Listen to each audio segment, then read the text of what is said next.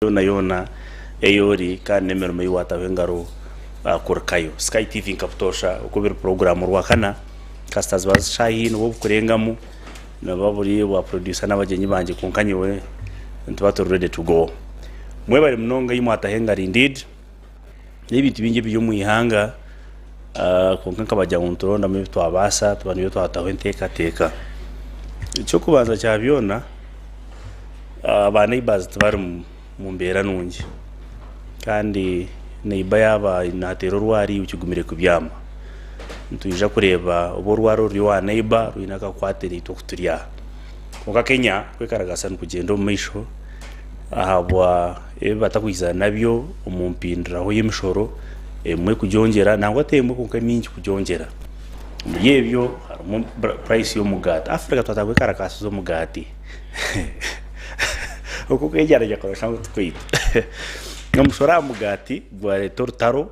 umushoro aharabuto gwa retortaro umushoro ha monetary digital transactions bobero mane n'ibindi na banking system umushoro kujongeraho ahamishara ningira ngo finance bill birimo ibintu bingi munonga kandi kashume mirundi eshatu ngo kucyushimye kuba kiri yakikana kupasingwa amidst protests nobu okwekaragasoka kwagumize mu kuyembera ba generation Z eri headless teine mutwe bayizemba imbaza kwata barunda kwata habora teine mutwe no kutesa na woto barikumureba byona bigambirwe deputy president nyimwabazyo ayine byagambere ebere byawo waza kugitegereza y'abakugubarya ibyagambere wamurikiza geno basa kugira cyo wa picking no reba we ayemererihi we na yija gukora cyo misho kamera bayizire gukora ki ebyona ni y'abakugubarya mbeja kutiya batorso ntujya kushujuma meshoregi den tutraheze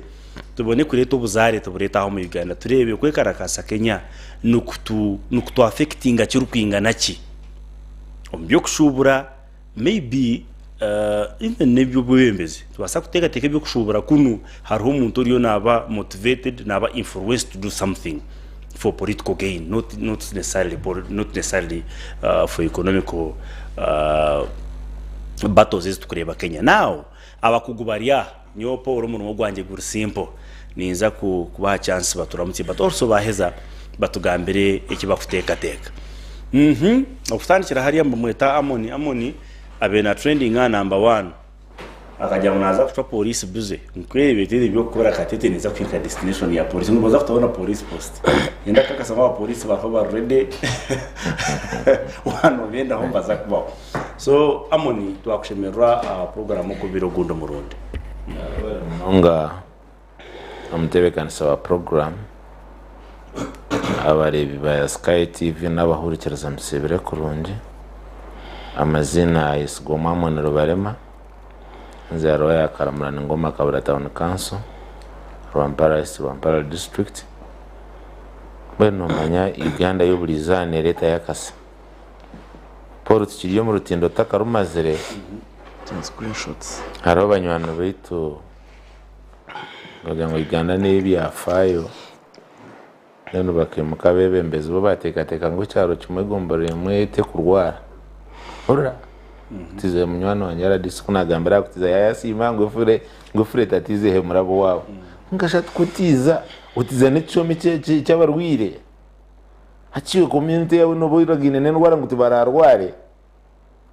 meneza abanyangwa bagabirwa urukiko rwa stakeholders dana bebembeze ba Rwampara ahaveni ya Rukarabo Health Center eyabire fo bakagidi grading akajigaruza 3 but ishuri yecho cyoma cyo ko bakora byo bamara kushemeza kugira ngo cikomore mbeno takagiro takata but abanyankore binefumu ngo fire twe bagwetyo ambirangana no kumbire ko bagira ngo arobo salamu sumba tudurira hazane bwentanje ko bicenga hayikota akajya ati nyanda mutere bashenkuru zimwe na bashenkuru mu ngaro batuzaliranga abakulembeze yakigambe mirundi 3 yabuza naye balagawa ababazara kaza imagine ko kuba iriyo mu community eri mu population y'abantu mutwaro nkebire 3 harona neighborhood ukakwata n'ekitoki kyakikuza kulibwa Christmas ukakitiza wa Paul so guno omuranga abebembezi ba Rwampara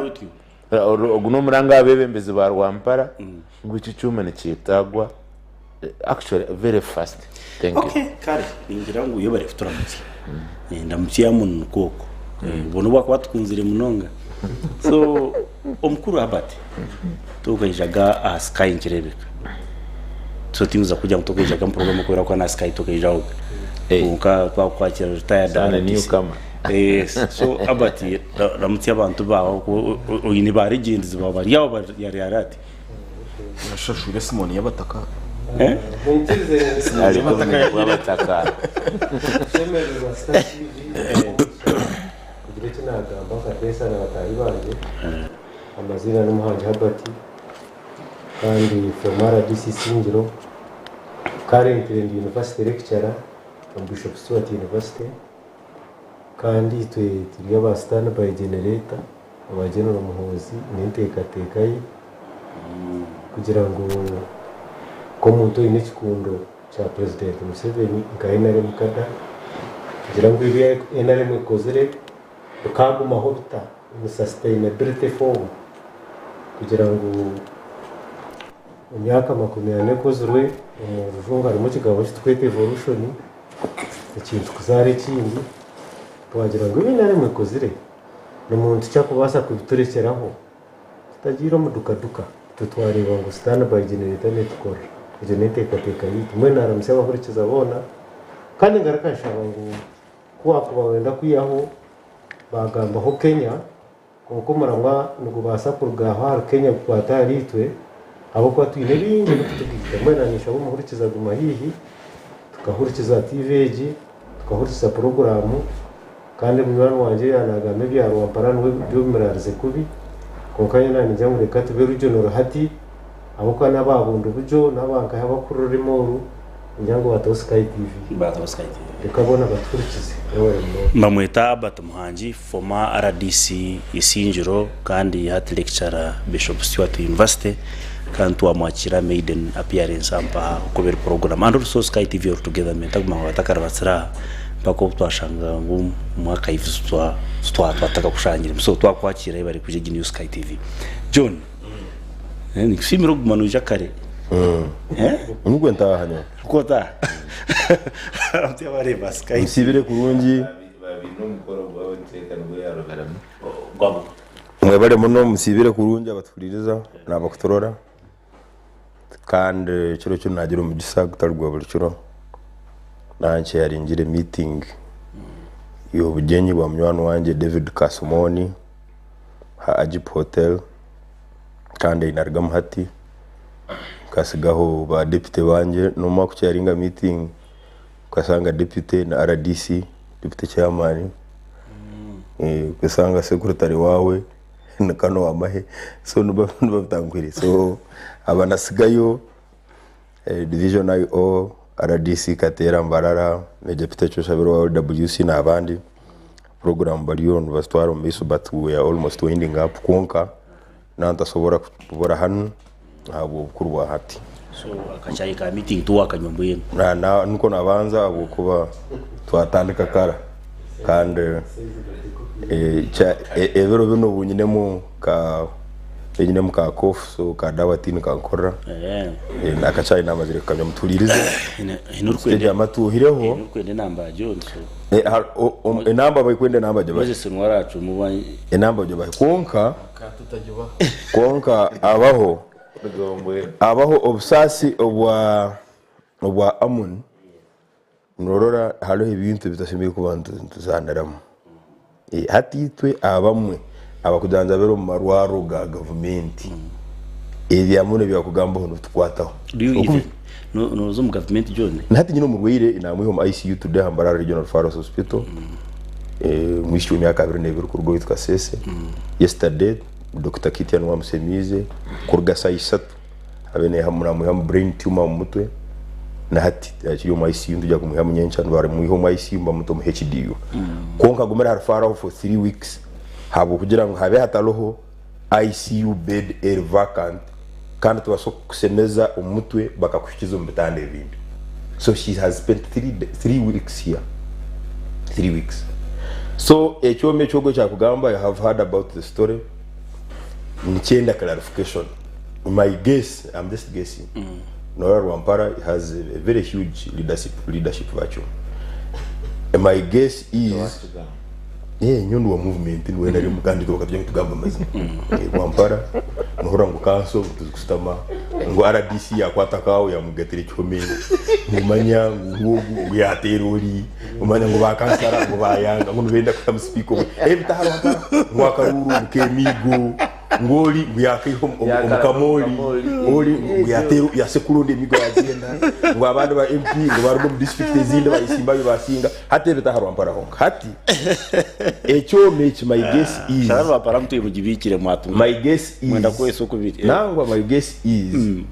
ntaso kuba habe hataloho omukugu wakuchikoraho okay either ataloho nali ali mulivu ali omwe kandi Mbarara district etakine kandi yendo buhwezo bwacu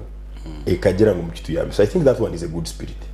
Okwa nitekereza ngo toso kubone cyoma nk'ecyo cyo bakugamba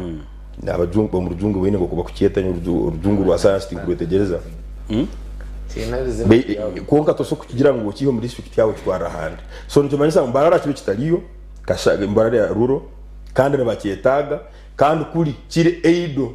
in the sense that umuntu wakoba nakikora ko baruhe byoma ntiba kino pareta wa cyomu full stop nugogo hati nka CT scan je kucebera umuto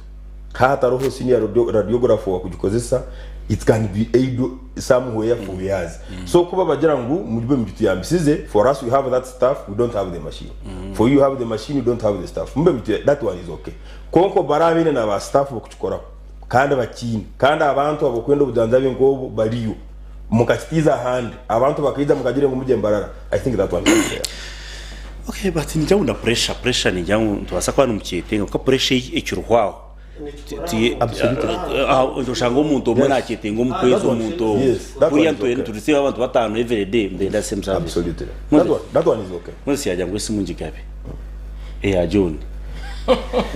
wamwete twiga and takayijaga mukubira sincerely speaking but babisere ne jampa ubushozi n'iki so Moses twakwakira program mukubira n'uyu wa NRM that's the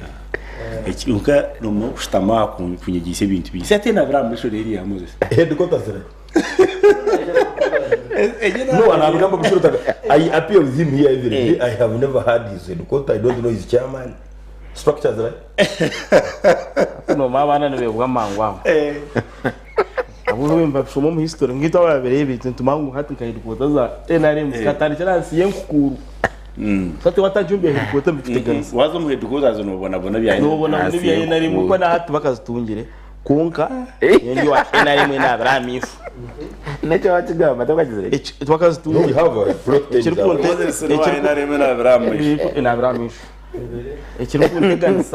ekirikuntanisa hona NRM yindi batwagira umucyato watayisa mukuru wanje RDC lecturer wa Bishop Stewart University kan huwa somini hano nashomeri kunka nkeze kujya Bishop Tubesigwa umugenzi yatandika university yargaho university cyo kwenda gwigumeho barabe chansa abari umutabari nganyo enkore yanyene jangu kwara rgote besigwa hazo Bishop Sherudun Ncho kufutanga hona mkuru wanje NRM baramushe twagihore NRM baramushe bya twavura so abagana bakabuza mnonga ngubyo kubyenyo aho simanyina NRM baramushe yo nagiye so timanya nakutangira but John ekiri Kenya niki.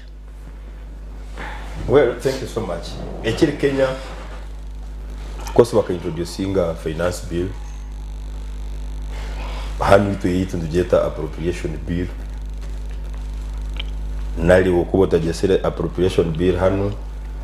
nogeta supply bill kandi wokubota jesere supply bill no sono kwenda kugeta expenditure bill hano mu Uganda neitu ya Uganda tekabiri said budget yetu ya 2024-2025 it's not yet saying president yanjire uko bicha yanjire aburiza 750 billion is muri allocatingire in other sectors mukatumuoha mukabuzo ibyo MPs kongo dichengo batahamba chikora haina no ba relocating aho 1 trillion kandi aba MPs abakuchikora abo nabaha key institutions za government ezirumu ISO ezirumu State House ezirumu Office of Auditor General ezirumu IGG so neitu hana echo nanyenda kuchimanyisa abahuriza neitu hana president ayanje as of yesterday cabinet resolution ya mande kagira muzee ya Kanga Minister of Finance agira yagira ta yanjiri ikiye parliamentary process by Monday nicho banzo kwa musanzu but the budget is not say habukuba na abuza state mwongera mutanga State House by MPs abari uko abari muri session abari mu byaro muri mu za kwete muri muke numwongera muta president yagira ati nyosente zitini zimara ngo twakongera kusema which logic is that it is only by Ugandan MPs no any other person can do it ISO is under State House ISO yagira ngo 20 cents wa sebo want to add 20 more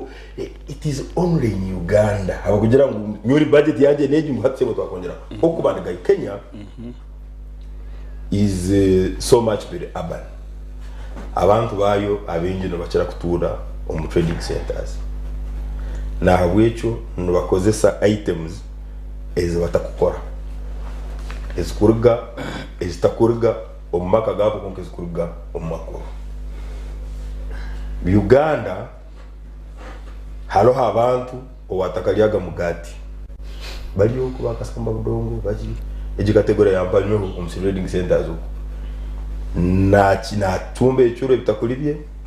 ebihoro bararamu embeba ziri aho zari aho ubwasigara nyinshi abura cyari mukara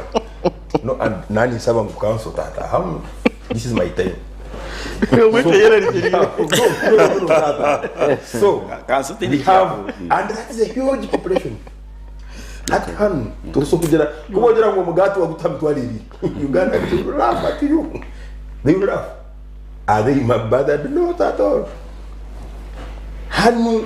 Uganda hano hariho umuntu wakwimuko bwana bucyagire kwinga akasoroma dodoyo akajya mu rutoki akatema mu kitoki akakita amabega akajya akata katamo dodo akajya na nyenje ya in ya out cyagure cya manu munyu now Kenya being so much semi urban abantu abinji baturo mu center kandi ibintu bingi therefore bana bagura mu maduka no mu groceries birenu ebere igenderiwe kuongezo mu habintu bimwe omusoro habukore ibintu bibiri number 1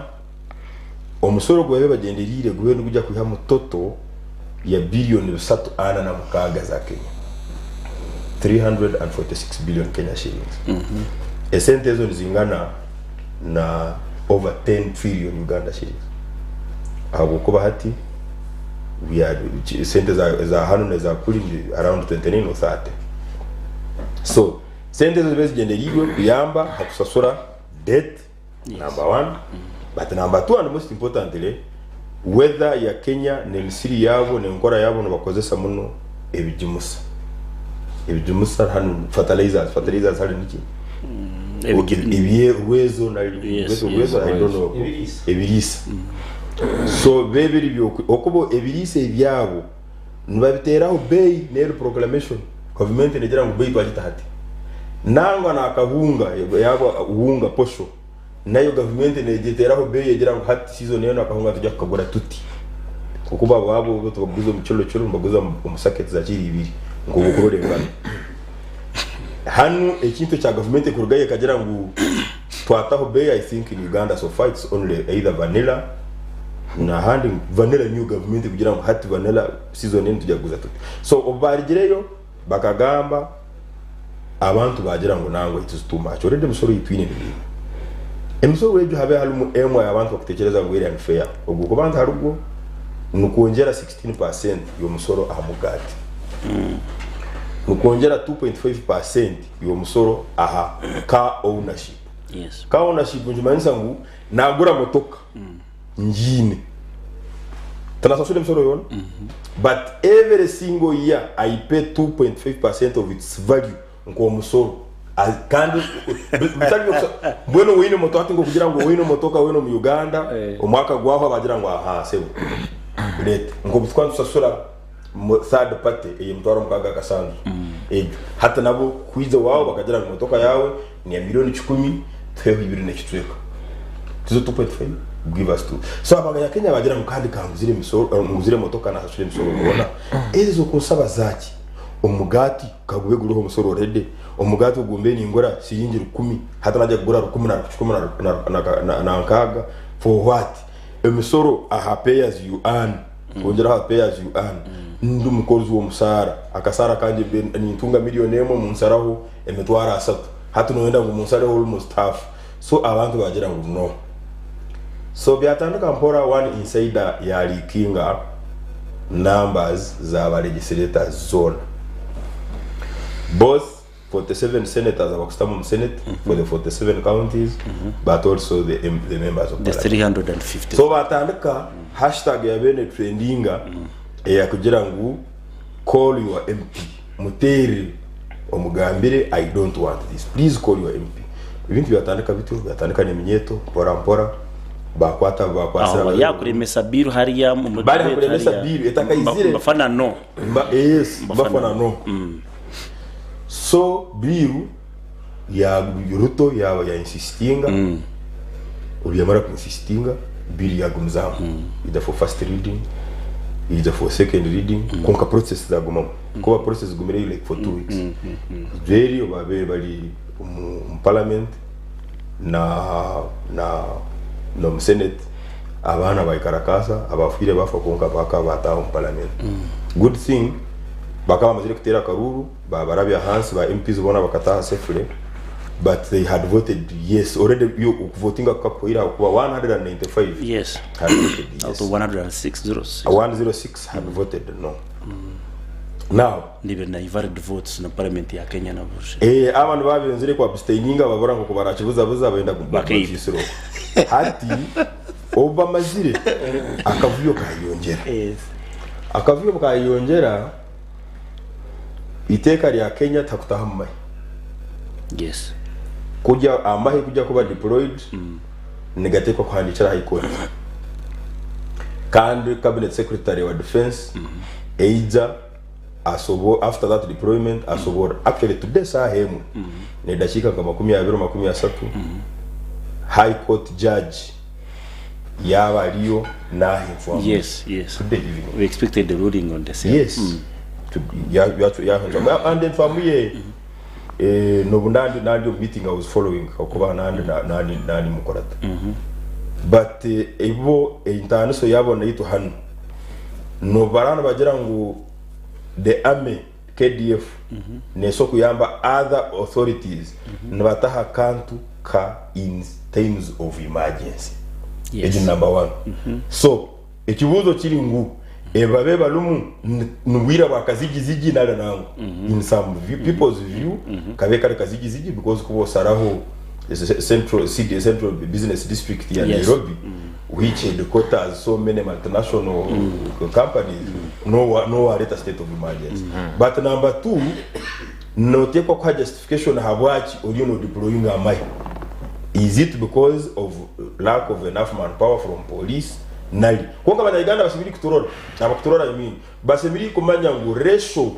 ya police population ya Kenya nekire yeitu hara so ubo kujya kutunga justification yokongeramo amahe should be far fetched habo kuba ba Kenya bine police service yabo ni mpango muno especially general service unit nachi ni mpango muno kukire yitwana eyitwine police takulinga mtwale 5 of course figures bakoza because of security issues konka na abinja abaloha ba police ne bakuma ba RDC RDC na ba police babiri basatu bakuma ba giso bakuma ba fere bompati zoku bakuma manya ba kingdom prime minister aba police bita bakuma abantu batasimiri kumwa ne bengana na police yitu now hati ekiri Kenya abantu barigireyo president ya Ramanda Okuramana gabo ni DNA ya Samuel Arap Ruto William nali nyono kwenda kwiza in my view document ya somereri 2 page 3 page document ahagizire ngo yes yahandikira speaker ukumureka ngo abantu biru tuba kugenda yadigaro mu parliament with the recommendation of deletion of all the clauses or rimi that language is American embassy. That language. Remember, Africa for now 54 heads of state. Samuel Ruto is the only president of a state visit in USA. Do you know that? Last month. No single president walo hatu Africa over state visit wa kulize. Netana na working visit, netana na official visit. Bamhiri state visit. Apart from kuma state visit, bagarka US Biden na Ruto ba saininga pakiti omutwede na hand konka emo mulizo batwa Kenya a US ally officially like bajitwa kukorora Israeli kukorora gani mahanga echo tikiri kintu kya buchuru echo nicho manyisa ngomu byo kukora byona especially nko mu Africa hano wina kasente kachi noteko kugendera ha script ya America umuchukua traine na human rights umuchukua traine na rule of law umuchukua traine na governance. You must match the standard. Echo no Samuel Ruto ebyabe na soma echo script te handichwe end of this cabinet secretary te handichwe Muhammad principal PRO wa state house handichwe US embassy. Lastly Karansoku Uganda eferiwe. We shall come to that. Yes, yeah, but you might think that you fair business. You might have fair one embassy. Uganda House. I was in Kenya for 2 years. Uganda House, Exanga Kenyatta Avenue, but you choose the first floor. And let me tell you, in Uganda, yonka umunsi yona. You so kucheza embassy. And okorora abantu batwara kabucho embassy. It should be one of the most protected areas in the country. Her ambassador omhera ke government is low, way below a minister. No mango minister na kama ambassador. But do you know that an ambassador is called His Excellency? Anything His Excellency or Her Excellency. Teitejo ne signifyinga omkuru wihange umwihange. So that embassy, that place, house, however small it is a sovereign state. Is a country. Njo muntu wakwebembere jo mission kwa kumutera His Excellency. Okukwata ebintu mukabita mukocha embassy jo police eroho security eroho twina abantu bito mu Uganda bino business twina ba MPs bino business ko FDC yo kufana abo mukota noha obuloye no the lawyer has a very big business on third floor the Uganda house ya Kenya and so many others. It was very bad kujirangu they are watching all honga Uganda byayo bulumu no busumu bulumu. I suspect the situation so much genderiwe why bagabasindikira sente mu last financial year aba Uganda embassy Kenya bagabasindikira sente zo gukora renovation ebe eriyo nehwa. They were supposed to hand over the building on Friday bajocha unitunzide really aho haro akabuza bali bakozereke ebe batakwenda guturule embassy zone ziri mu Kenya obayoche ya Uganda Uganda tubete bazire kushindika mu sente batugira ngo ehwire esente za so aho nyobuze buno hobudi but by and large politics za Kenya neteba abana ba Kenya hanu tusobora gukora hanu noja kwekarakasa no bita kuchukumi n'umurigo no kwekarakasa tuja kwija let's respect now ningira ngo twatunga ekishane and we continue to nyenda first round nyenda burumute cyakumanya kugenda umesho Kenya facts as they are then tubone kuza perception and analysis so timanyoba abato beno furuenge bintu bir Kenya iwo no reba Kenya baba ari mu ngo tezo program naba kutureba nyenda kusima mu metatoki ya presentinga kandi abo interest yo mu bikiza nibo kureba hati nitanura aho kacapri yagamba bigume byicirwoko hati na ndete kindi cyo kongeraho kugira ngo tusherere cyo kubanza Kenya ni yatana na Uganda kandi ubona bakubuza na bamwe no mu vugo w'Abongereza konka mwe bintu bikure binaningera ngo bakutureba tumanye cyo kubanza Kenya ije bagamba nitana aho na Uganda mbintu bikuru cyo kubanza Kenya ejo ni mu kitweta interests is Kenya nasitana na interests ziri mu Uganda ndrebi hanga ya Kenya nitera kuvugwa engandi inkuru hazeze engandi ibiri inkuru uruganda rumwe rwabatine ko bajyo mu kiroho rwasa kureta ikizibeshitwe kandi reba hino ubu rayisinga yagira sinjwe akaba hakayimukirero akaresera abantu bindi ba kandi wareba nakamana gako urenda kandi kugira amana ga kariya kandi nyuma hose nabwo ntaba buvuye ngogo konka bakubaraza mbwe niteka teka nk'umuntu ngwamana akabona ngabasha kubakata kurugambi rero ryo rusoro yes konka ne basa kushanga umuntu atura rotani aje hapa hakurona rwe kwasa atakagona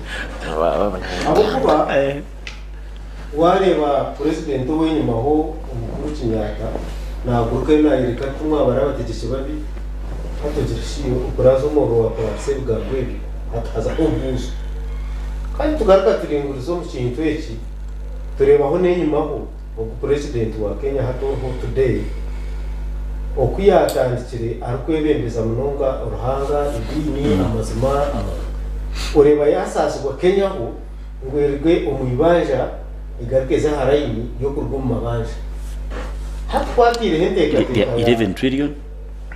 11.1 watire heteka teka yo kugira ngo berunda ndesente z'abakenya barwumwe ibanja 11 Kenya shillings. Yes, bazahara yes, Kenya shillings billions zaka. Hato riyo wenyi majana. Hati Chirebeka president origireho w'ikindi sawo uhuru. Chirebeka akaba government yeri ramabanje mingi. Hasa yakorera abantu bashemerwa, onka bashemererwa mu mabanje. Hato ngo murokore. Ubishemo tutendereza. Areba harimo kituri. Reka kitereze yahagaritereye. And in politics, about defining a politics, you know, for example, politics. What is politics? Is the extent of exercising power. Ukora akoze power yawe. Koresa mani, koresa okutensa, koresa echo. Haze echo cyo wakozesa.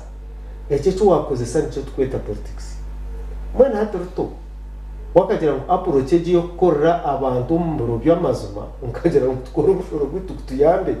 nicyo basa kutuyombo aha bwasa sustainability bweno hati na nyencha kare kuguma tiki kongo turamutegerize yajya tubara kuko umuntu tateyagamba nohoreze batira mugati kandi umuntu nakurwe mugati nohoreze batira akacuma ko kwise hato riro nyuire ikizubu cyatandika gaini ya kabiri okubantu bagamba politics zitu embera y'abakenya n'abanyarwanda nko umurikiza uko twaguma Kenya takwata hari Uganda ubundo umuntu apeta yitekonoraki unjya nawe twakwata ukaci hatinka Uganda abantu bindi tubasa kuturomo uko wito no Rwampara aro twabasa kutura ka Rwampara tutakutunga mizigaro icunde pipe tubuta ubundi tukusuma rwizi ubundi tukazo mwizi babundi amudumo muri tukabasa irizo barikarenga arone tweke turumu hati abamanyirire ngo wahemba kasora ningetara ya parafini nutura mbona amashanyarazi gabo ubundi abarakukimanya konke mbere hari muri mu mahanga katuje company life aho kushanga icyo cyaba police nibajya mu directive to police ibataho yone kwatahambiri kanyurure shonga ntinkambara mutabona umuturi umurumba n'amashanyarazi gasi bagataruko kimwe cya kabiri cy'abanyambara bakora umutabone tubakutasi abakuwerdinga abakufisiye katunda abantu batubakutasi mwene cyo cyo affecting directly cyo baretera eyina kutongana na rwamuza konkati nkabo mucyaro aha amashanyarazi gatari wambye utamashanyarazi gaba noze tugabuzirira ryari ahubwo atayusiragarire arabaye bari social media bataho umwana bamujya ngo sente zihangana baziba hatamazibiza government ati yoshi kasi bro mundize kanyuma kasente kanyu ato wakiba duhanyo kazi naye zanje bona akuru kwibesenda aruruko kuzitwara kuba ko kuringuriza budget uko ku yashoborwaho icyo najya ngo ko tingu zombe bashoboriye reba yo budget ya but it's okay wareba ikintu cyo na don't worry niza konka abo interest ya tingwenda kusisiro muri za atarihibwa bushi hato mu budget yitu kuba kute sente umuntu watosha nanye tubara kuzireba face zije direct hato wakote chipa ya mizi wano jinyo no jigura umushoro gusherekera kokate ya Kenya noreba bakushoboreza agenda haba kantu ekibiriti akatado omugato guwari shukari mwe n'umuntu agenda narebe kibata hati tumuho mugisha bwo kukibara haza ko kukibara niyo okuweza kukibara nuko kupreparingira reaction wanyongeraho doze kwingana ki nanye kugaritse mu doze kwingana ki ogarako twatashonga ya kabiri ekwenda kusha everywhere mutereba generation eitwine across board Africa yona almost majority tibine miro kandi obatine mirimo teko baburira ngwabo kwata bashomere ngwako batabakwenda gukora ngwabo kuba tibine muraro eba buriri conditions zo kugereta for example ka kutama korro kukuyamba mu agriculture ebyebyo eminyete kaza tubakubona bano ko kuzaka kacera nyanja abantu bakabaza bo bapanisara bashwe nyanja kuhingaho nkenyana tubahoere kutunga mizi hii bakwitara kongekera cyo kijya kigira ngo tomamita 200 mita 200 ziragara umusiri hati kwa kwiranye ma mita 200 atiza kukirize domara kubanza yatambuka mita 200 hati cyamutwara kacera kwinge nyanya cyobora ekikumanisa business yeminyeto nenyanya kacera efu now hata ubwo kweza kufa yagaruka kuno akirira kuno bajya kwatkanda akashara to kunuka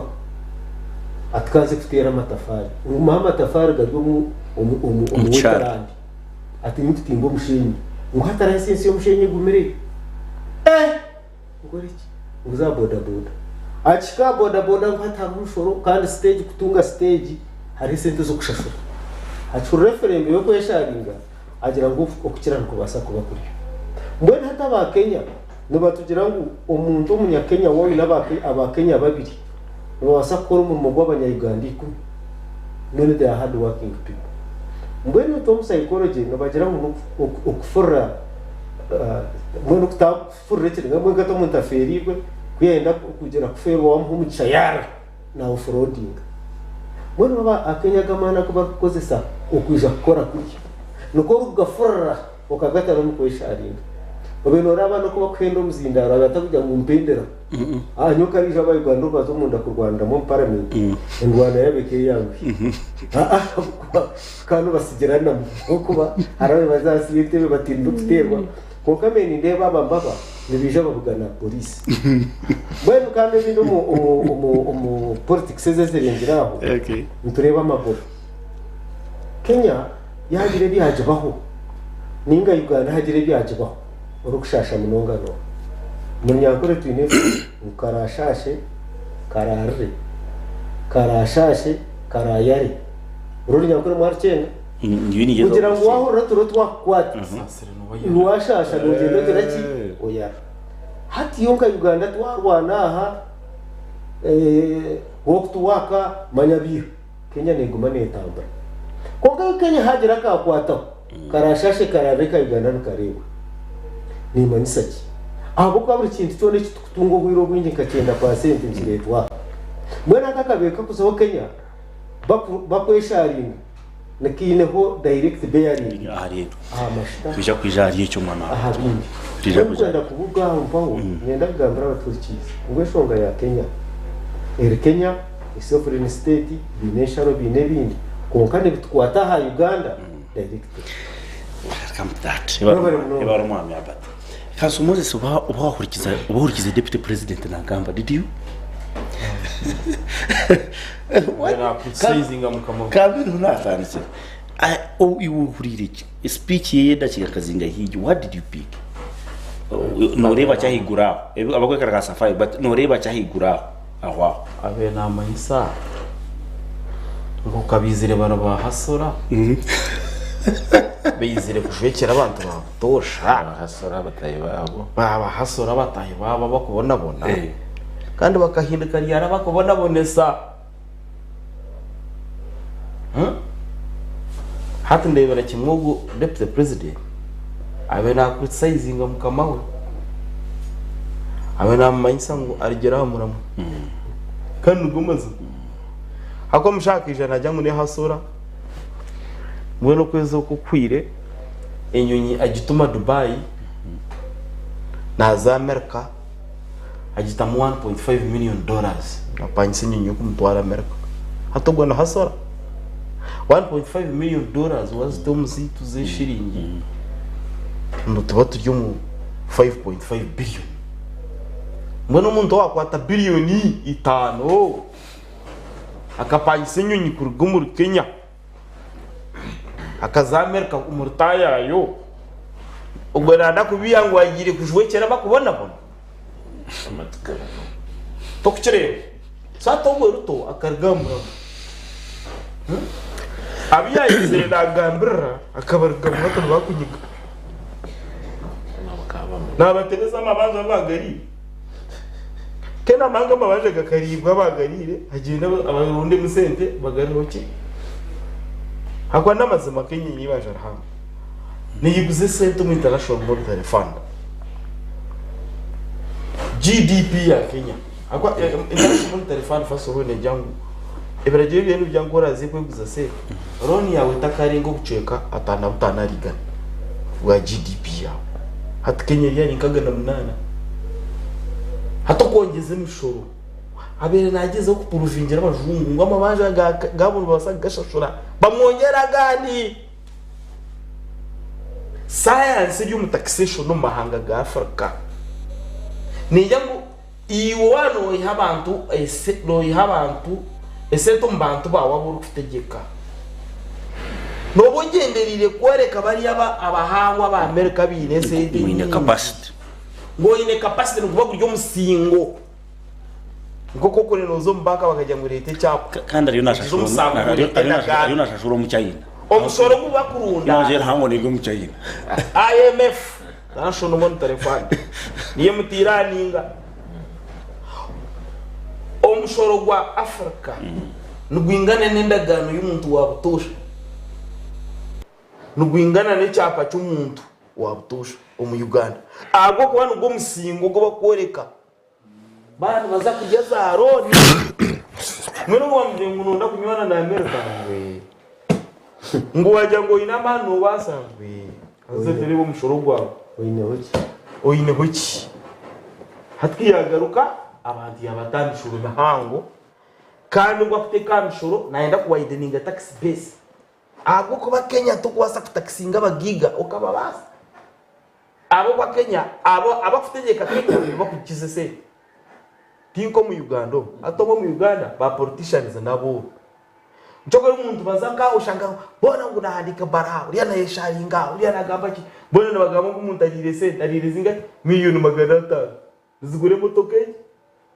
konki hanga ryona zabo nkenke nabagamba $1,000,000 zinga $500,000 abo kwa byo butegeke mu Uganda nabo abagiga tabari mbyo butegeke hati uzu muri mbarro abagiga muri mbarra tabari mbyo butegeke n'abashubizi konko muri Kenya no shanga Nairobi kimwe cya kashatu cya Nairobi kije cya Kinyata no Land Road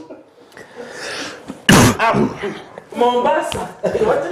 ports za Mombasa neza politicians neza ba Kinyata na ba Raila Odinga ana Al-Hassan Joho abantu boda abagire harugo mushije yaje bakari Minister of Finance hano no aba Governor Central Bank wa Kenya no bagigo muri Kenya politicians no bagigo muri Kenya so wagera ngoze kuba taxi gobero bo ya mwesente interest zabo zikuzikwataho uze kutegarisa business zabo no bakuyo mu ngoma hati tagete yanguhi kuba kuzamuntu wabutosha bakabona banyuga hati bashumba mugati mu bawidinga tax base kongaberwa kumanya mu Kenya first of all abantu ba Kenya Roma oba kujya guizobanire toku bakaraka kucenga atureba nyumpeje kukigenderera izobe kuri jiro kutambara abantu kuba kugenda bacenga irashara produce produce akora koraza katembera izoba ko kugera ko tuteka abantu bacenga kuri gera direction yizoba hati bazo bagenderero rero bakenye mcengere yabo uje kuri Uganda hazorengeka za Kongo rero wako bakazumara so abantu ba Kenya uko basa kuteka ejembe rambi ukateka te mu bibiri tororiti betegerize mnonga nabasinga babayinga no kwitegereza ikiga ariko kujya umuntu batera umuntu wamporera jori bita ko kinana n'umta bako babakayemanyira bashema ba Uganda bakutegeka kudakora ambikira soka gapo karambya Kenya ibyo tubikora no kireta amakigaruza nabwo cyo nyewe n'iteka ngo ogo guruto ekiyo cyumuteganise cyo kubanza akaragama ugwa muri sere tugwiziriki tugoro constituency ye bakaba y'abantu bahansi bari byamenaga mu futamza amabuye ataba kabaragaho yazumba amani ukireba ecyakabiri ayenzire kugera amani mu region agati bibyayiguza yemwe ijana ingani n'ibitwabenze bwo kubara atuza ko kwata kamushanje kwiyeho kamunane yanga jya kuyiguzo kwemwe ngwije n'ingani 10 kwena ngwe kacereje yazi wachetegereza wewe nkanki yanga ari tayineki tayine amani hata yenda ngwanyunyuta abantu hata tunga resistance kandi senta huziri omuri Kenya atina kuranzeyo ako kwa yakwata yoko ndabaza kumutegereza naza koraka kurugango victim we oya haboha abumuntu wabutosha hata ragara mugati ngugo mu rubuto ngugo nkahi hata ayenda kwereka munarundana sente ajya mobile money naziho mbantu nakutambiri yangu nechishuba ago babereye president expenditure ya state house nateza mukashatu ya Kinyata yeshobuza kwana nasasi go muntu wabutosha aweje habereye president yeshobuza ya state house ye office ya kushitama namakage aweje teze mukashatu aya Kinyata uyasikiri kandi yizire kutereza ngo nasasi go muntu wabutosha icyo nechishuba we esente za kushirira naenda kwereka naronda mano mu region naenda kwereka ngo namara nabasa umusingo gizerata agwira abajungu mwija uko nawe ine interest sezindi atinde bariya yajya ati deka nyongeza mani umungiri yanjye konka yaga yaba Kenya ngo musingo bayanga na ekirungi cya Kenya eberagiro byayo ko bahadikiri biriya atureba abanyayigandite tukakorebera joro ntubihinda hindura kugira kona umuyugana bakoresha rajoro hata bachikomu kona icyo rajyo byo mwavuga straight hata shagari ye kona abajyo ahinduke mukaki ahinduke mukaki mutire shonga tire tweet je straight ko ngawaka abaza kumkona bobo kabaza bagireyo babaza bakoresha rajyo bajya tuvuge straight hata kagiro watera ki ekona bavuga atachika kwa mishpa bashanguka kakona ha ngatarinza kora basta atwaje bashtam kiyoke tera kakona kaki hata abo bahindura bakibendi abga akabakoze rebera juru no bagumera ugumana babyijunisa kuko novuga uri fuka yawe ugabura uyihinza ekiragiro nifuka yabategeki mu Uganda konka omuri Kenya abakoze rebera juru bagargaho new dance aba babwanyuma kwa kuza kutekebera juru mu nkora bashangana bakwata abo kwa babikuzire tababiye kori bakakorira ngije igade byine mifu cyenje kimaze kiri bakitogu no mwino babanza bimusyakati ngurarika yo bimusyakati bakatayigura umurinde ho kaki bakeza bakiriza hanze bacetegereza ekiragiro cya igare kirisho ikibanza cy'ubuza kitwonko kunarwe ho nubu yakutegarisa babanze bakiriza higuru omigana ho umuntu umutakasa gukora interview akagwa bakamusinga atogwa bakamano baho murumu abasinga bakajya bimwe tumwagorfaye tugita umuntu mu mushinje ati wenda gabize mu studio aheze kore interview yamu babantu batorana muza gukora abaki kabagera cyo babaraga habwaye hago kwa heberagiro nikora kugiro ryo kwa futeka teka na kungana Kenya nukuko na kubo singa test yes bene integrity test no so kusinga all other parts integrity test kube kugwa nubaho murumo wa kasatu ukubanza n'amakusatu kashatu wakora mu Uganda rero integrity test mu Uganda yote iyo mutugwa interview wikwa kumanya yaje atati ni wasinga wasinga abasigaro bo ile passage ya musizi Nubareba so bano ba setting gates za mchao nubareba Moses finally no ba setting gates za mchao baba nubacu buzuka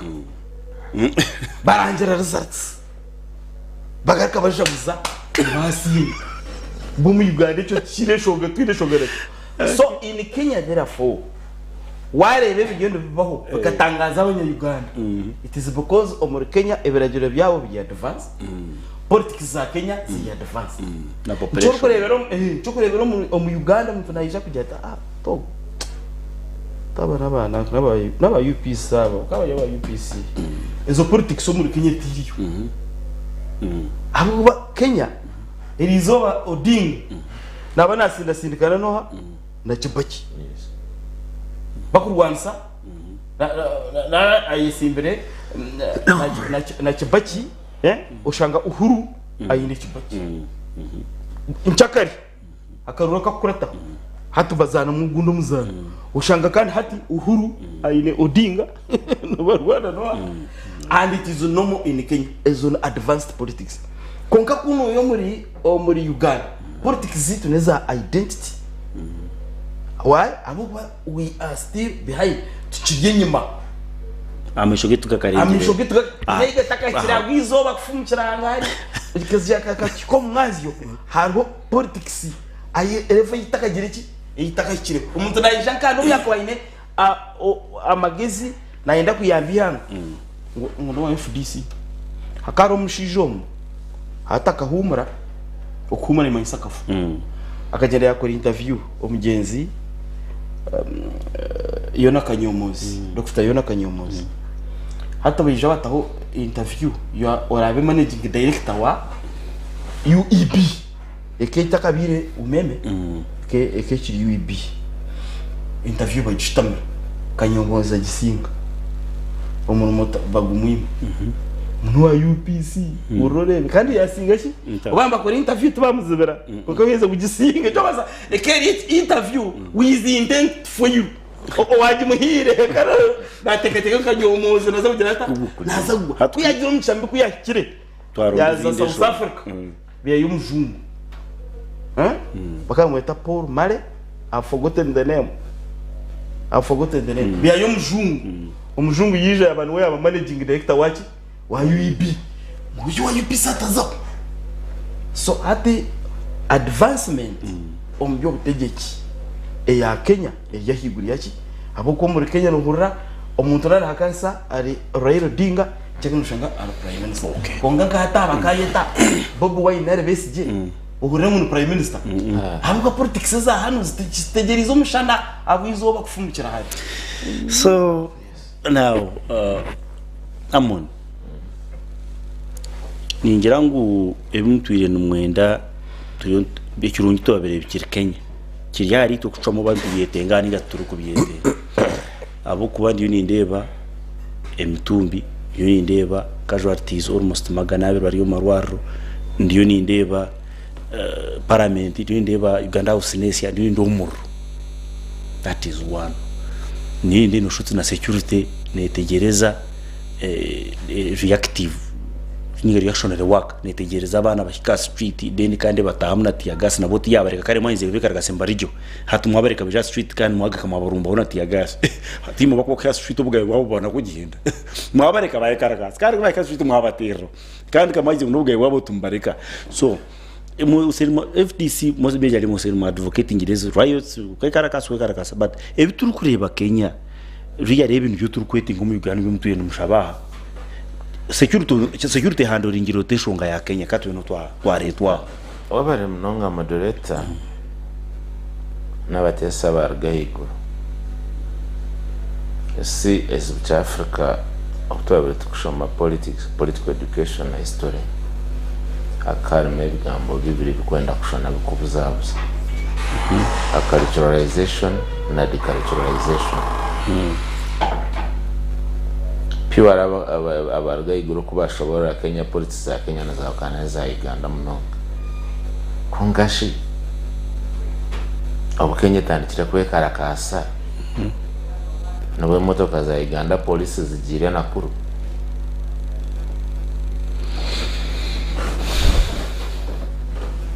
kandi zo zaza yo mission ihura a very fake excuse kuza kujikanika Uganda tumetujanga tulio tukora na kila motos ngandi sitwara motoka kuzikanisa Kenya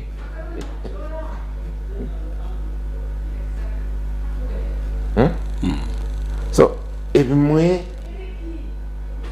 aroka tembezi chimera kwa tukurugama because security because why is following events so karo kuba kuzigamba kuba kutwaza events zabo okara obiro batwire omu issues zabo zihanga right away no mukaruru Kenya kwanza mayachi. In fact, I want to proud Kenya kugira ngo bayitira ku mangu binihanga because mu Kenya na ndeba ho one of the message one of the members of parliament avuga ngo abana banje naza kwekarakasa hospital wa kabiri orasigarumuka nargo must face a DNA test akwabanya Kenya bona bintu kushora kwatanisa bakarwanisa kurwanisa and that is an agent call kutiritu wagira ngo take an example irizambara yasiba pate mwitari mu mashanyarazi twagira ngo tuza umeme ibabo cyo kusigara inyuma ngo kubahereza gaza kusibo tubaragiyeho amone n'endwigana John baza umeme yomaze kwenyesho chero utabo Dichira jung tuena stamu. So, two, and I never same message here. One of the mobilizers, but team yabo, bakwere kebituri constitution think manya. Owe yabo ne kwatagana munungane ya Uganda. But one of the MPs said, in constitution yabo president no ya kwata sign indire ayiteka. After 21 days can still be as to which still we take. Because nara ya jebembeza mnonga. Actually no ba few ngira bakugira ngo we want him to resign now. Hetuba cyena niteka kutarisign mission yahinduka. Mission yahinduka. And the chief mobilizer kubagira ngo they have crossed the Rubicon River with the Alexander the Great whatever they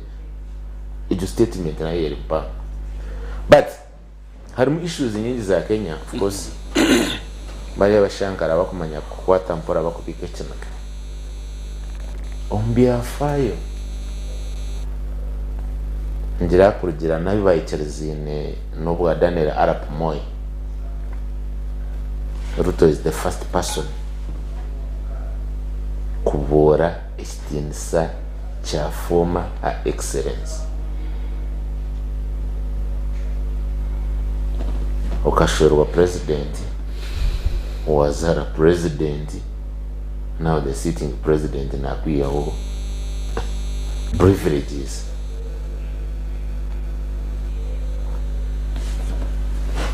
ngamyona wanje kuyagambira ati akizare hasora yargo mahasori ngati yazakai yazo mu comfort zone because omuzimwenda ganezi bicherezere na Daniel Arap Moi akuza kurekura Kenya kujiyo mbambe ngo buriyo mu Uganda nizo privileges kazi za kurekura rero bayanda tagaruko mu politics nza kubari na nyamundekero binza bwanyika kombire nyine mutankwataho. So Ruto the hasora yarango mchara wa president let Jomo Kenyatta nyina wa president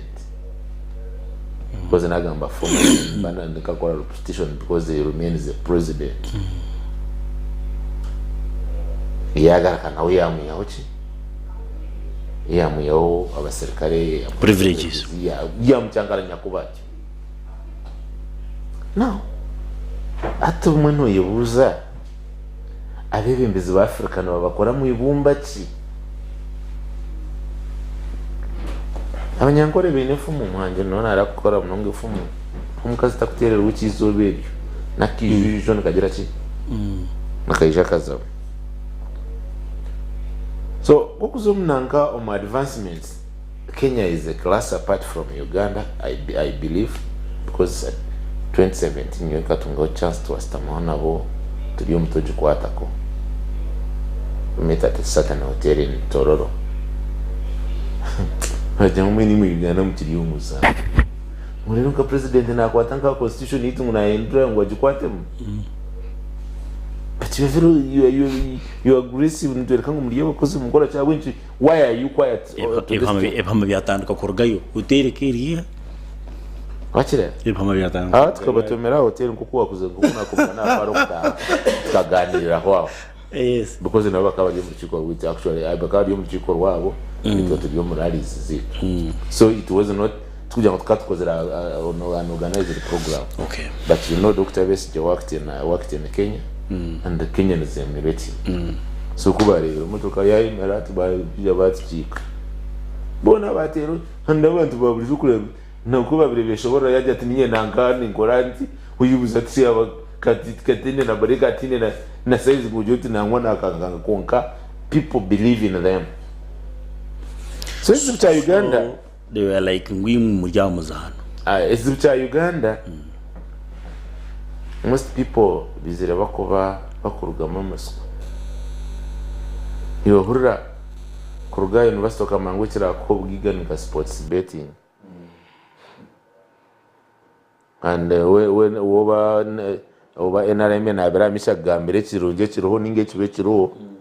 konka we na uriya na mangu ati naza kutera ka paprake ninga zo muvaje tanike ku hurira urugira university uri ujeteje mbwa ni yerasi no sibembo and you run away in your hopelessness, run away from matters concerning your country. So ebimwe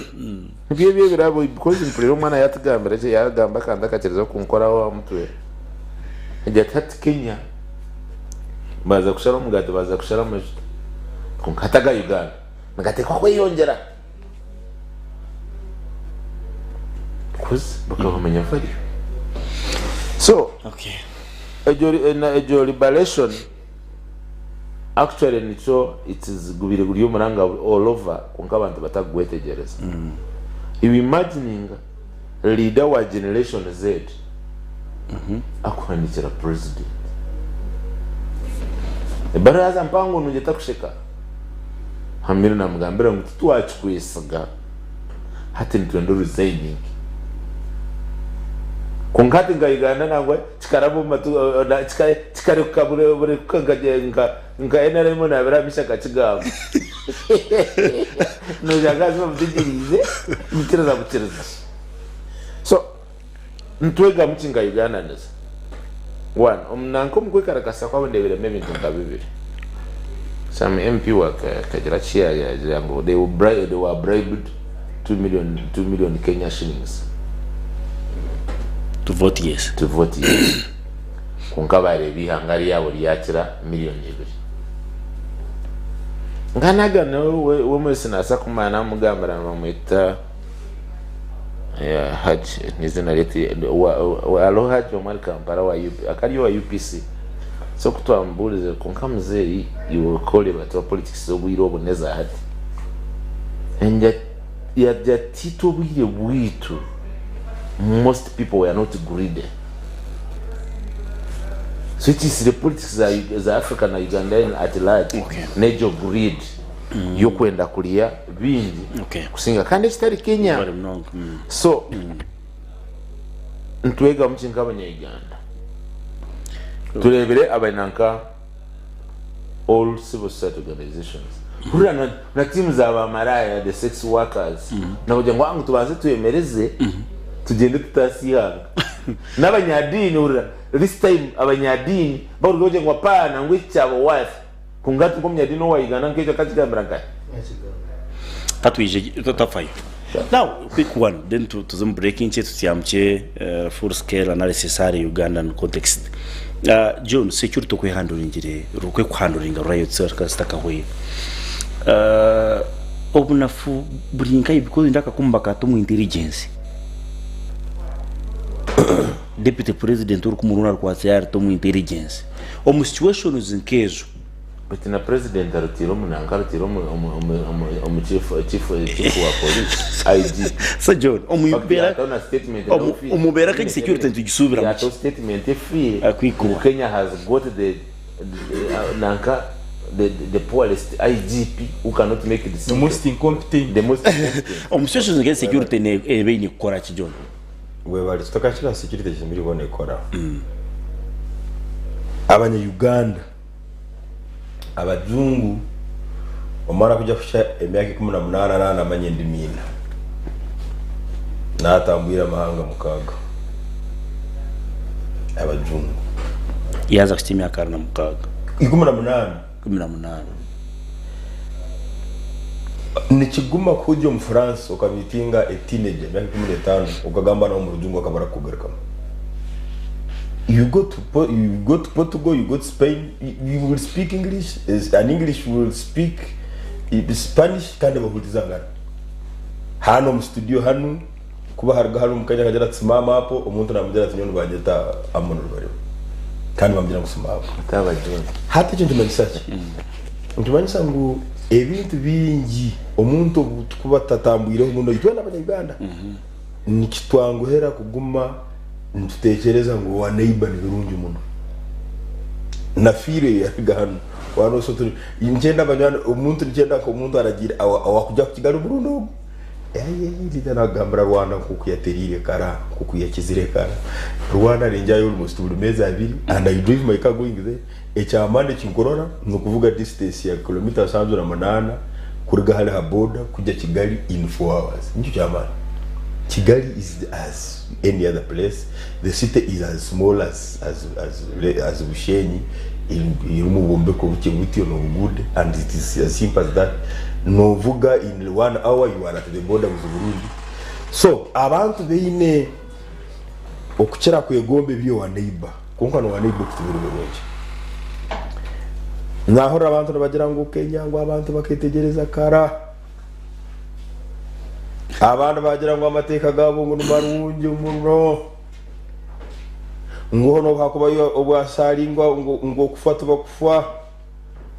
ngo kandi taliyo na politics of identity hat kandi nasubiro cyo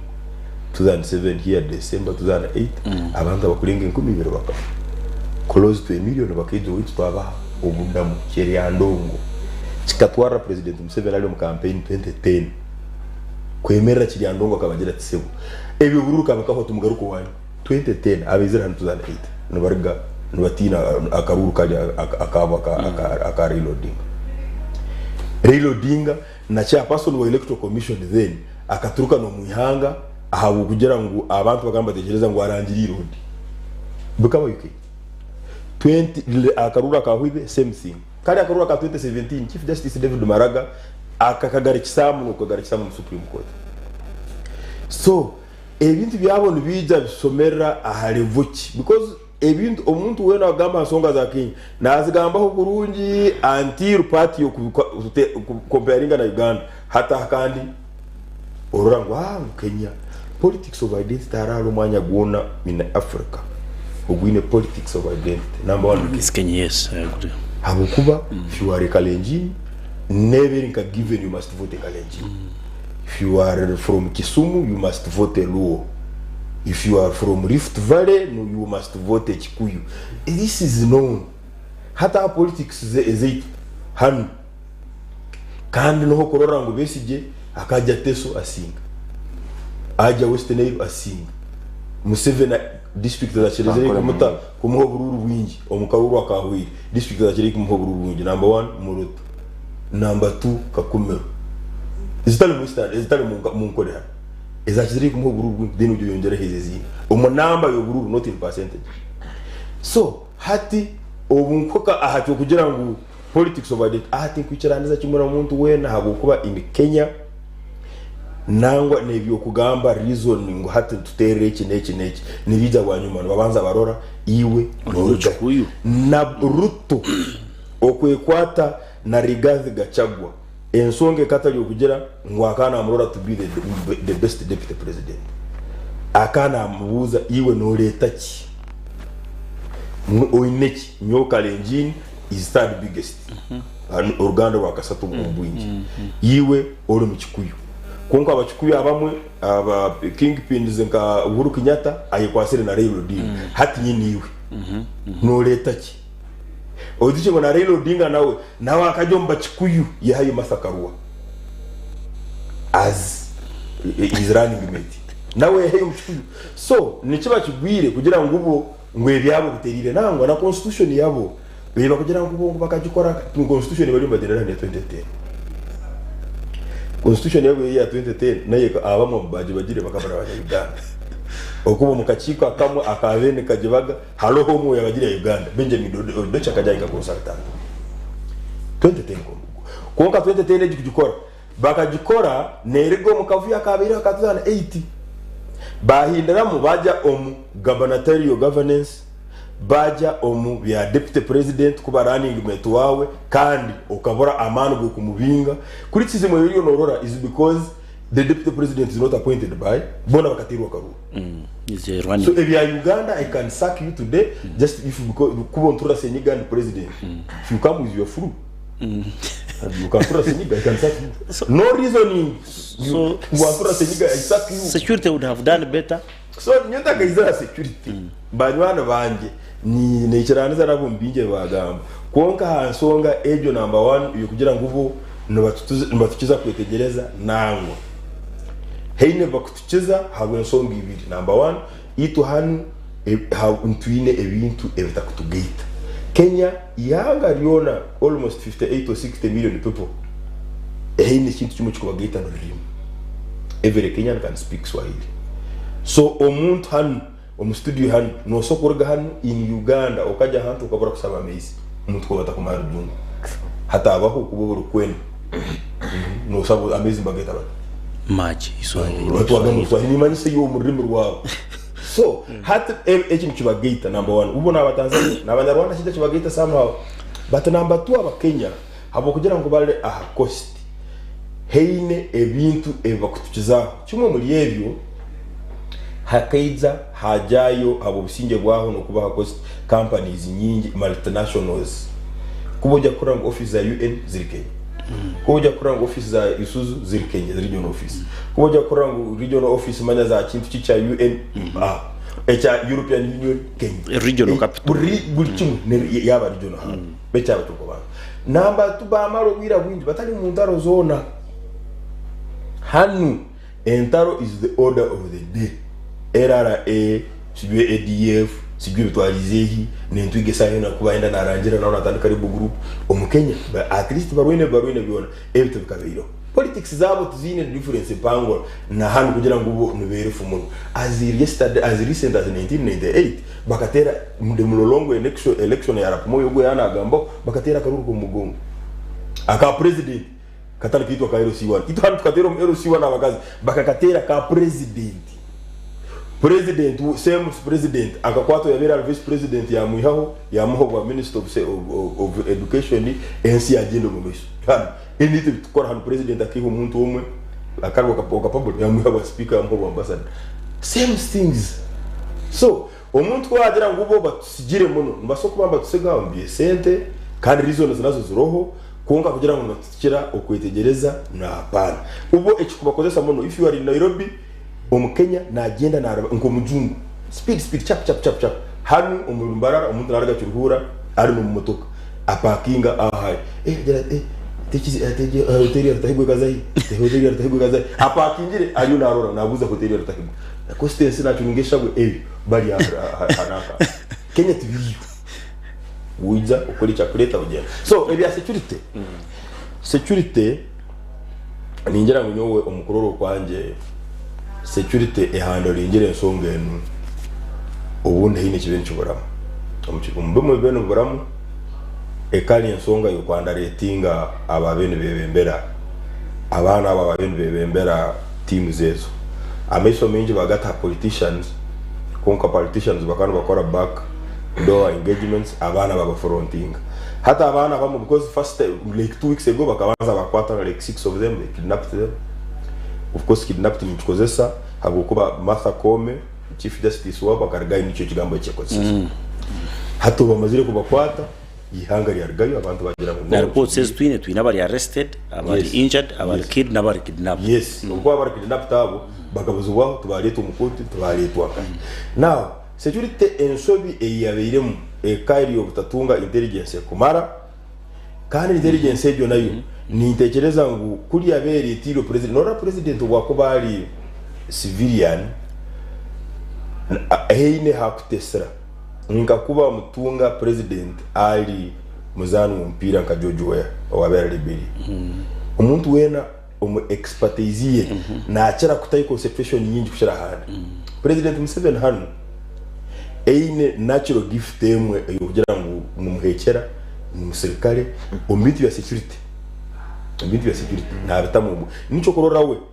abamu nibatugira ngo natunga daily security situation report every single morning.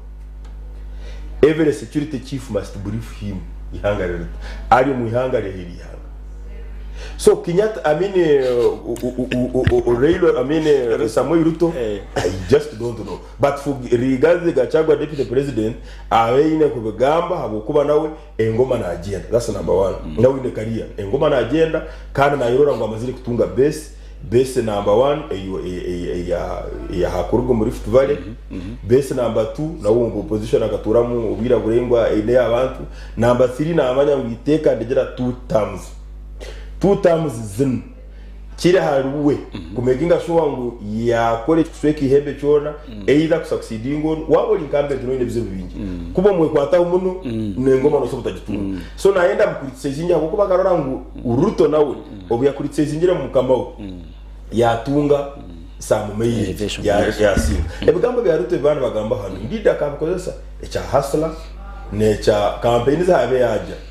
akabanza atakagambira ikintu cyona katembera guriya motoka ze za yellow za UDA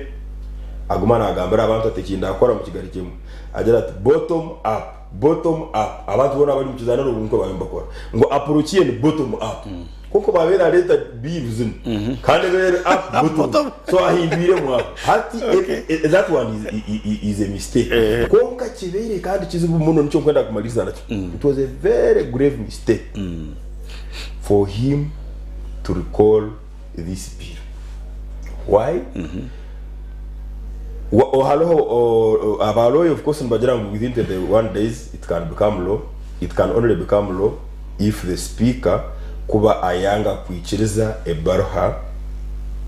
ya president. So kuba ichiriza ebaruha ya president kijo mu parliament. Member omwe omu cabinet na presentinga recall motion yokurukolinga ejo bill and then it will be repealed konka kuba speaker aba stubborn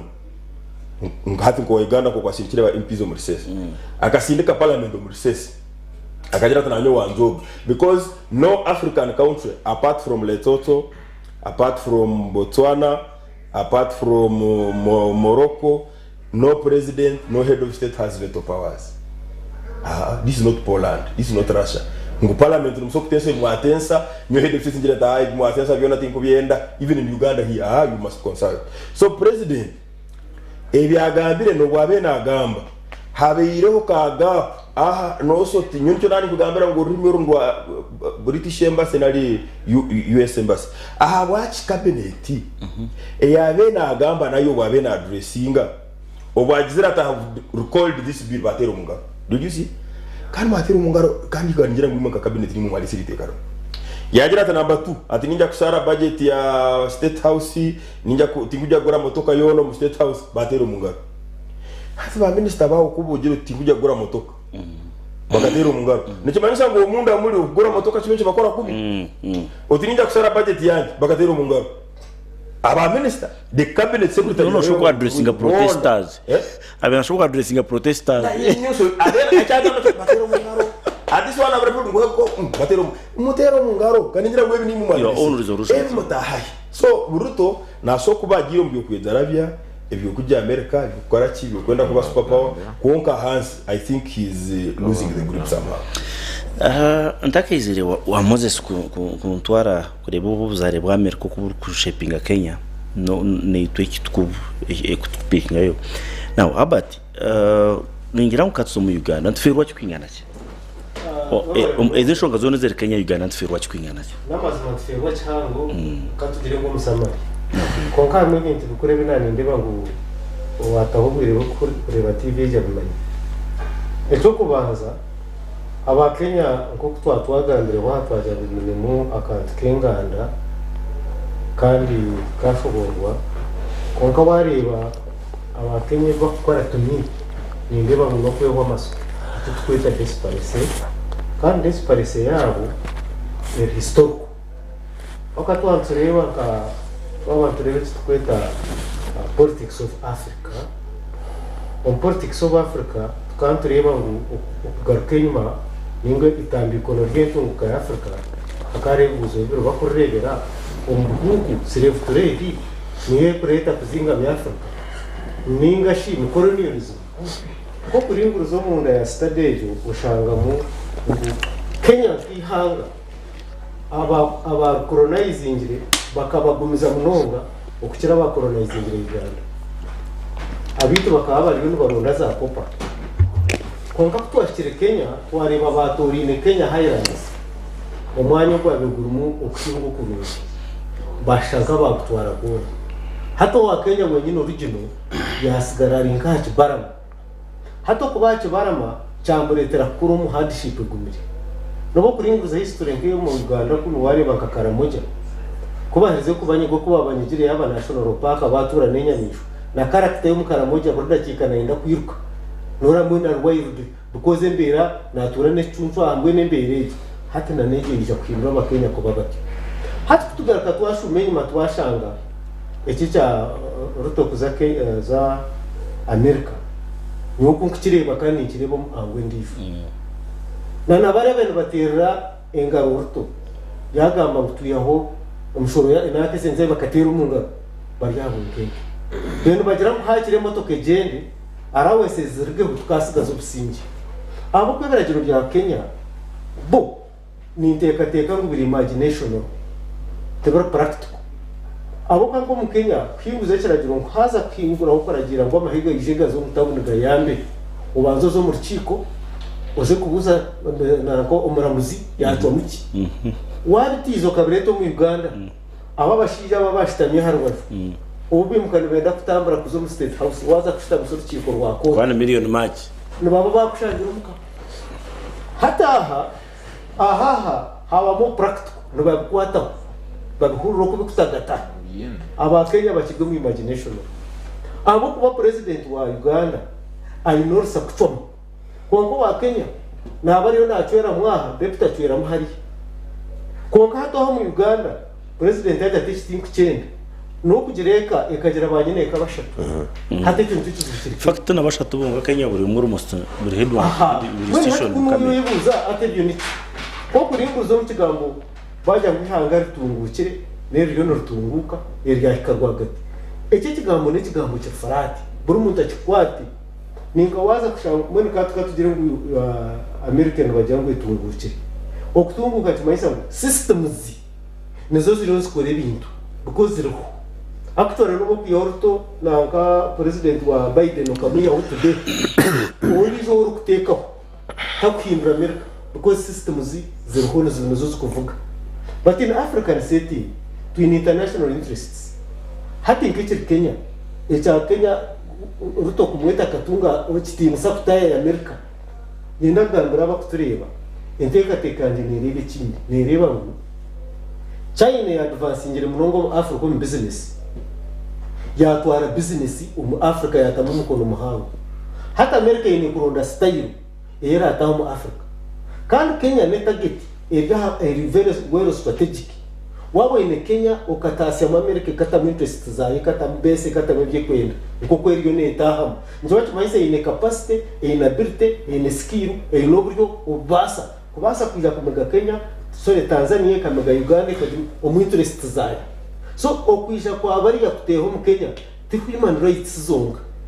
omuntu yakugira ngo mu America ningo muzungu nakunda mazimana nakunda because omuntu obaza kutandika kutunga independence zone omuzungu akata kwenda obwa America barwo mu rutaro rw'ensi yono rwa kabiri America kageta hati mwaramunye namani mutwire no muri bintu mwenga nanyenda mwenda murireyo turye busi hasi usanga abantu mwe karakasa yito tukakoresa mani wabarete independence bakweta bapeperera kuzoka president atingorisa mani akaraka banzefite ngo mwingwana na constitution ya kagana gumwe kubahiriza DP yaiza kusinga karuru barabajya mu DP kutegeka ngo muje tuzo muri digital meeting London tugambe ko ayakonka karura kakasha umwe mu mugamba ki mukagarkemo DP yaguma kuri muturi bingi UPC yigita na kabakayeka bakora totoro konkagarka kusinga so mwe interest zo mujungu nyo umuntu mu cha Kenya ni ndeba ngo America kutaya ya Kenya kaitoria inegiye kwenda ebiri economico echo twachibika echa kabiri oburto abenagamba bara bakatera umungaro be bari habukenge abo kwabantu ba Kenya bayecweri bakire ahare vombi embiyo kwija kwa dressing ebintu nibazo mu parliament nibazo mu nkiko nibaza bagiro mu makagabandi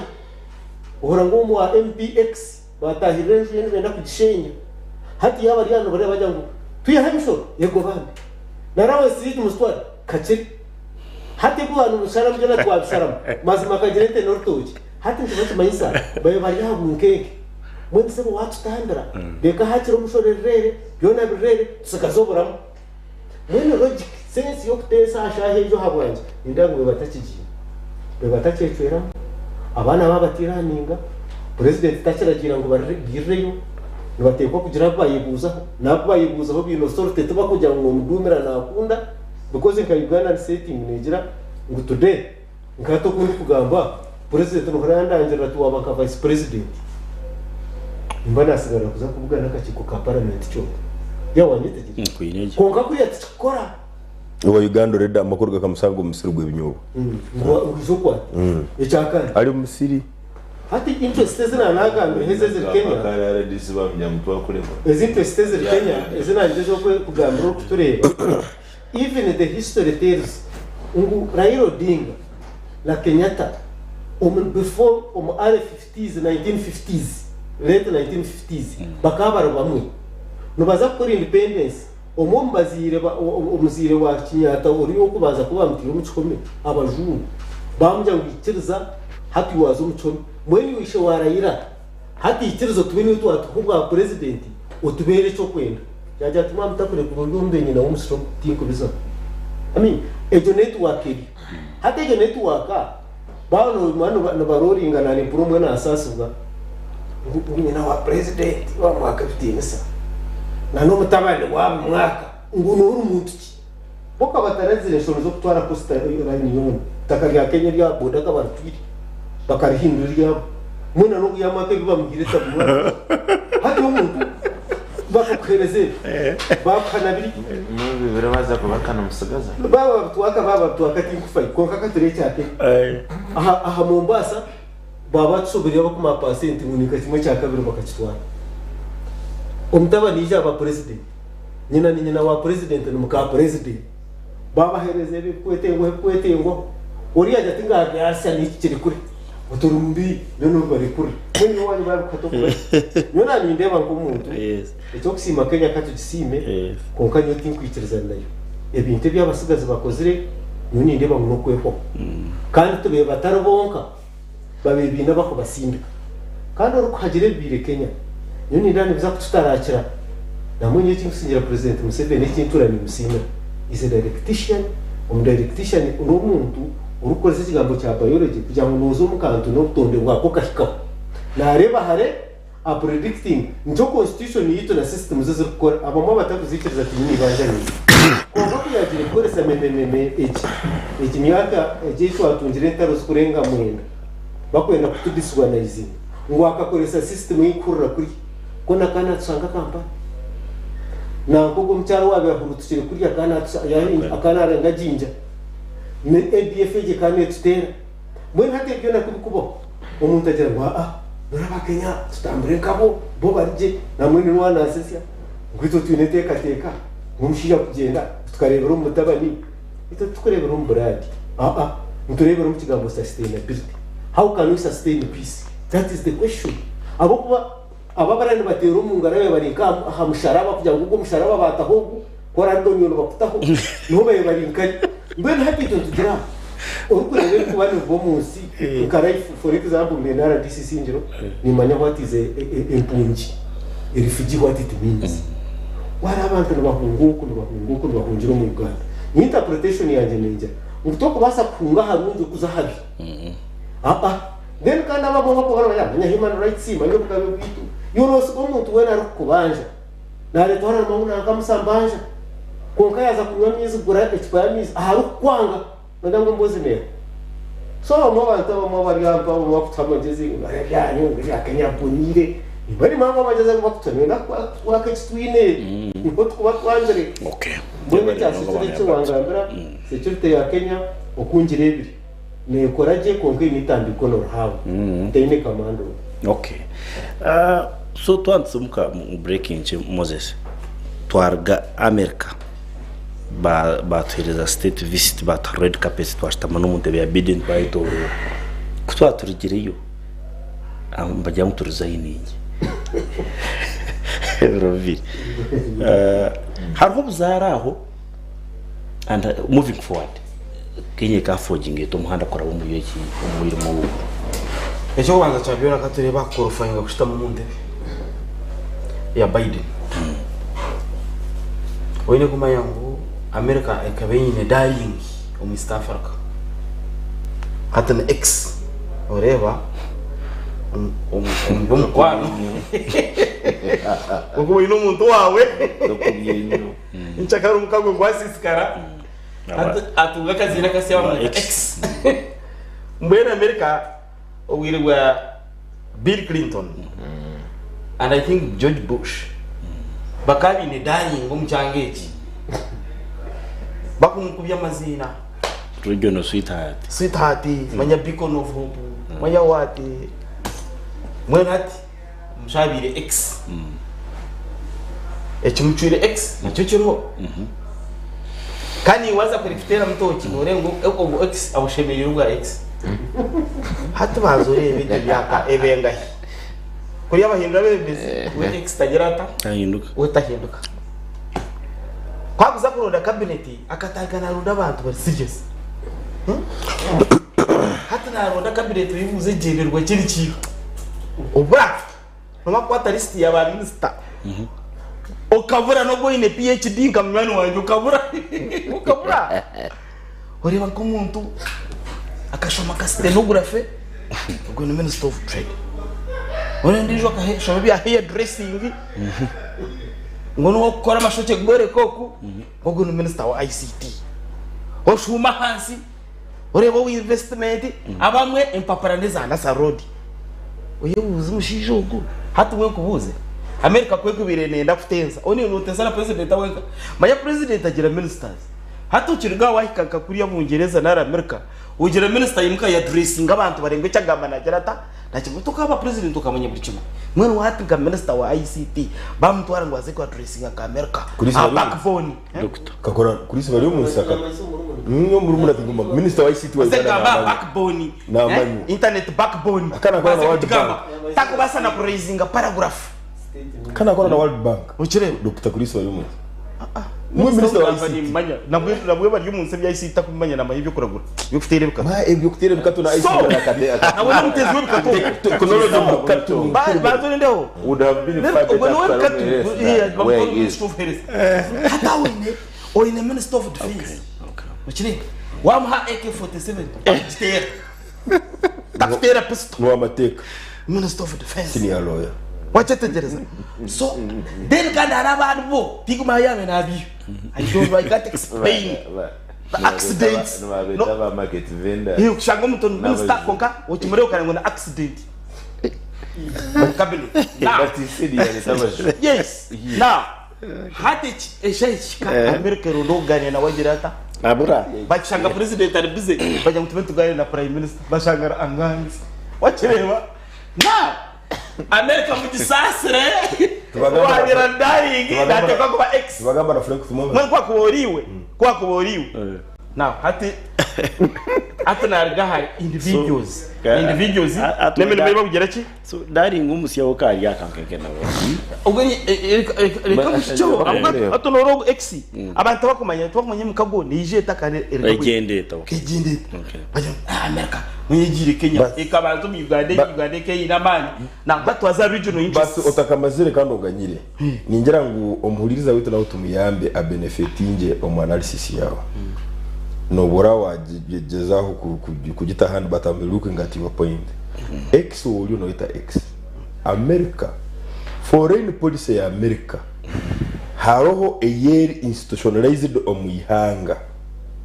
konka haroho ne ya individual by individual party by party. Foreign policy ya Democrats ne ya Republicans tekusana. Foreign policy ya Valerie ya Bill Clinton nali ya Obama teraseine ne ya omusaidia Donald Trump. Kwa Donald Trump we akana jira ngo every African is trash wakata kuna kumanya. Foreign policy ya Biden being a Democrat tokuji expectinga kusana ne ya Trump. So it is case by case kujira America nguwe techikoragana na Uganda techikora no Uganda babene bakoraganda nayo especially every institution every national number 1 in security America ne traininga abantu beitu om peace support operations ne expandinga operations za Mogadishu za Somalia. So ebintu foreign policy yihanga liona tekuba static sometimes ne movinga according to static is explaining relationship emusari na gambo. I think he's trying to tell you the same thing. It is not static, and so it is not the problem. Is not President Museveni. No, the problem. The friendship will shift depending on who is the head of state of US. So I think you got to make chance. Attaching explanation. Exactly. Ba presidents ba America bagumene bahinduka. Konka police ar Somalia yindukire against Al-Shabaab. Yes, that allow draw down. No. Police yindukire. America yo kurwanisa Al-Shabaab. From the operation was called AMISOM at first. Kaizira leadership mpya kabageta ATMIS heija draw down amahiga lyo gargayo nabana bita bakorayo nabasana na sente za $10 per soldier hata baligire baliomba basana baliona bawachire ndati jawachire sincho kugambira ngo X yabire X hat abo mana Kenya atacho mukori kandi Kenya nayo kuba X atacho masete zo korisho na Kenya Somalia so ngamo neketese na Kenya Somalia in fact no jota renda ganosia America exciting no jota electoral police right even na Kenya eyo objection babanze badekeza badela ka guidance kano cyo kubanza rero kweta issue eshonga hamwe na approach hato mu bintu by'amahangago nko kugira when policy foreign policy eba issue umujungu foreign policy yine gumagiyemwe system konka approach yenda kutamwenti entanso konka eki bombe babantu bagamba kugamba X erisho lya bene rumureba ha first na nero kumureba hatene basa kwiruka no problem konka issue egume the same. For example, ninyuka oba Faraidid obuyabira Somalia. Nubwo bwiro twabetuyinde kwiriro mugite twatwa mugite bya constitution. America kajya katonda barete mu kwata. Konka kubatire embassy ya Kenya. Batera ne ya Tanzania. Ya Uganda rembo gwezura yabashikura. Bajya mwashongezo tuzireke. Ese cyangwa iki kintu mukame wacu. Yeba yonga abati kungana shawo tureke Moses abokuba aro factors zerekireho X aro factors zerekireho X okay is X ya surviving no but it is also bad manners aro factors zerekireho X ya surviving ezo nazo zero it is bad manners so about the X according to Moses bad manners what the president we hanga mkamwita X on who he is a sitting head of state na neshaba ngo twatekereze Moses bad manners really. Yo nasho From a Twiga and the moderator, it is bad manners to call a head of state ex. nyewe ex according to explanation and so include President Museveni ga ex. nani njya kutwara winge Moses kanso kumzamu yo najya mu America Kenya dari ngo atale ex now for me yona kwetegereza and I accept the explanation atkatuze a regional interests hatu noreba al-Shabaab America tekwenda kuzaharina al-Shabaab ahubwo ni training ground yabinazi Somalia na al-Shabaab ya kandi hari ya coast Kenya ine coast coast ne kwata ocean niyo mpango nenda kumanya pirates controlling pirates abantu abina z'abamizi abetaga pirates controlling water transport okay maritime trade ebintu bikugendera kahi amazing kandi atunoreba haro Russia resere akavuyo muri Europe kandi egezerene na games omahanga gatakushana okukira munongo muri West Africa yashumanyije yakana za Chad sote America nenda kumanyaga kufoko kandi ariyo za Ethiopia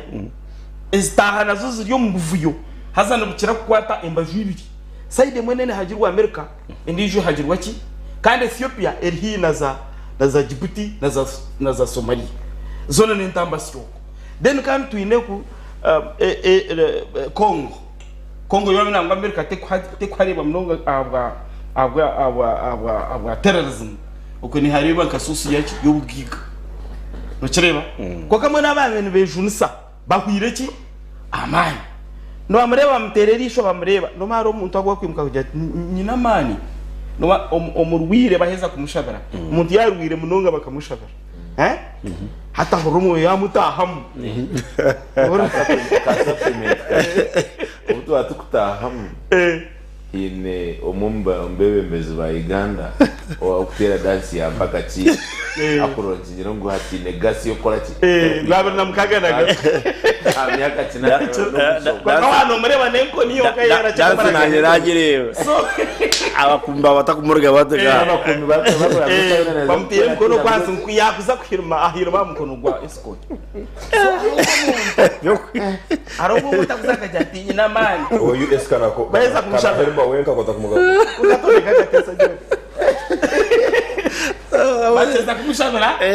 hata gumuye kumtahamu hata nacho oitegereza konka halachi yareze ngogo yaje yataka chizire kana manta zirata amantagi bwana America nene chincho nereba ogumuntu utwisebereho abantu bakimwenda hachina aguberata umwebembezi aine goodwill agwebirunge byakoze renyuma kandi konko misho tarungi hatu bagarika bari mu government ye abantu bindi bature hatu nkobuze nonda mbereke kunywane ba ministers bawe abana babona bari yahe bayetwiro mu kizayiro abantu betwiro mu kizayiro tino babigire bino businge bari mu government betorokiro mwihaya banje kandi atino ababingirana demonstration tikatanti hati debate yo mwihangane hati shaheje tekugira ngo noho wasya byinje hero owa kubuza tintwire abana babo bara yo kwatorkararwa ba minister ba Uganda urunda abana baba hibeze ki in fact minister azosho cyandika munonga yiguru bate buri umur kugira aho atkacho mwana mu crossing wachetegereza mweshi bakamabiyanga ko bareba ngutirse chuwa rero America umuzungu arete byo mabyeze ko byaro mwihangara umkwenda imwe munga muyo numwetoramo so kwa fitera mutoki bajya ngo Uganda igiteka be bigireta ndeka be kuterera katwe ntoronda ganda mahanga agakubasa kwisha kutugasira umbona kubwaki umbona kubomisho kandi kide kimkwenda mwitegirize America ine democratic standards democratic izotuzira har president ngwijo ogogo ndijo ogo warigire ko Trump nwabe yayenda kuzihenda democratic akwa Trump akari chemeza tayizino mu systems za America wini chemeza ngona wino mteganise konkabizi no mu systems za America bakutambura hanguto za demokrasia ya America bono bamanya standard zayo watashikirize mbargo mu incubeta za politike za watashikirize ntendera yemikorere y'abajungu ba Amerika ari ibyo utakubasa kwikirizwa gukora ari kudiringa nabo mbona kategi Uganda kuno ngo izi demonstrations zibiri ziri muri Uganda ha TikTok akwecyo kubenoro mushija no wahanga hari ko kecenagwa cyenda kumwita ngo aba TikTok baresera kavuyo kano wahanga hari ukireba hato yebuza mutwa no wahare abokoriro mguka batakatakire wenda urukayatera nyingi kayaramnonga kakizoferirwe so ndeba cyangwa kuno jangwa kakavuyo akakabire kari omuri Kenya TikTok kureta mu Uganda WhatsApp kuri kare mu Uganda Facebook kureta kwa Facebook wena mangu akagiye itono tutijiro onkauna mangu akagiye ukaruru kariya wena mangu Facebook tero itono tutijiro aba ministers be bajadikaho okana mangu akagiye nati numujikosa ito tukosa Facebook onkamu president wa Uganda mangu Facebook akarga azoba ine mita ICT and so therefore point yanjye ngo omujungu nagumana arabya amamesho interests zeri ziguma ziri the same enkora y'umujungu negumeri yemwe konkana gumana waronda abanyamukago kurugo bwire kuzabundi kuri giro kwari kubapima amana gabo government zabo okuzahami kandi namasiko g'abantu bino mu government izo mbona natwa no gari n'abanyayuganda ati unka moderator iwe nuri b'abanyayuganda n'abagamba abanyayuganda bari yaho president n'abagireba ndindi bihinga basharura bakama ba ibuzima ibintu bakamajuni batimba madai ngo konkero misho berarikiriye hago kwerarikira kwango no mureba mukuru wa RDC hago kwerarikira yakiro mukaya president yarozere muki yarozere mora muzenka ombije nawe yerikira ngomuntu hato kubasa kungira mu system okoze oyebembiri yanga wasi myaka 38 obuziro wakuzombijere Rochetegereza ukatugambira ngo hari stability bukaroresere progress we have ubuziro wakuzombije presidents aba bana babagira umbije icyo tanakitika kikiro kitika kikiro yo najya ngo NRM hariho demokrasiya hariho ki umuto yamba leta weza zire myaka 2 nsanzu nabo kana bakwata ujona bena dunia amujyo after what stage akira kakariye kentu igaza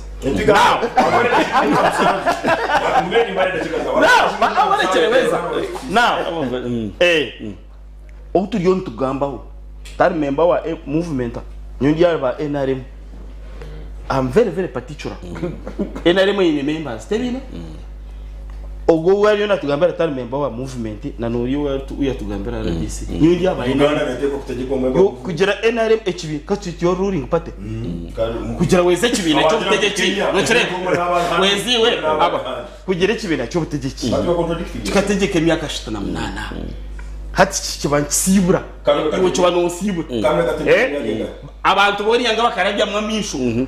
bakarunda mwora kuzombigera kagira akabura niwe wenka ko reka sayino zo kugira ngo niwe wenka niwono rero mtino num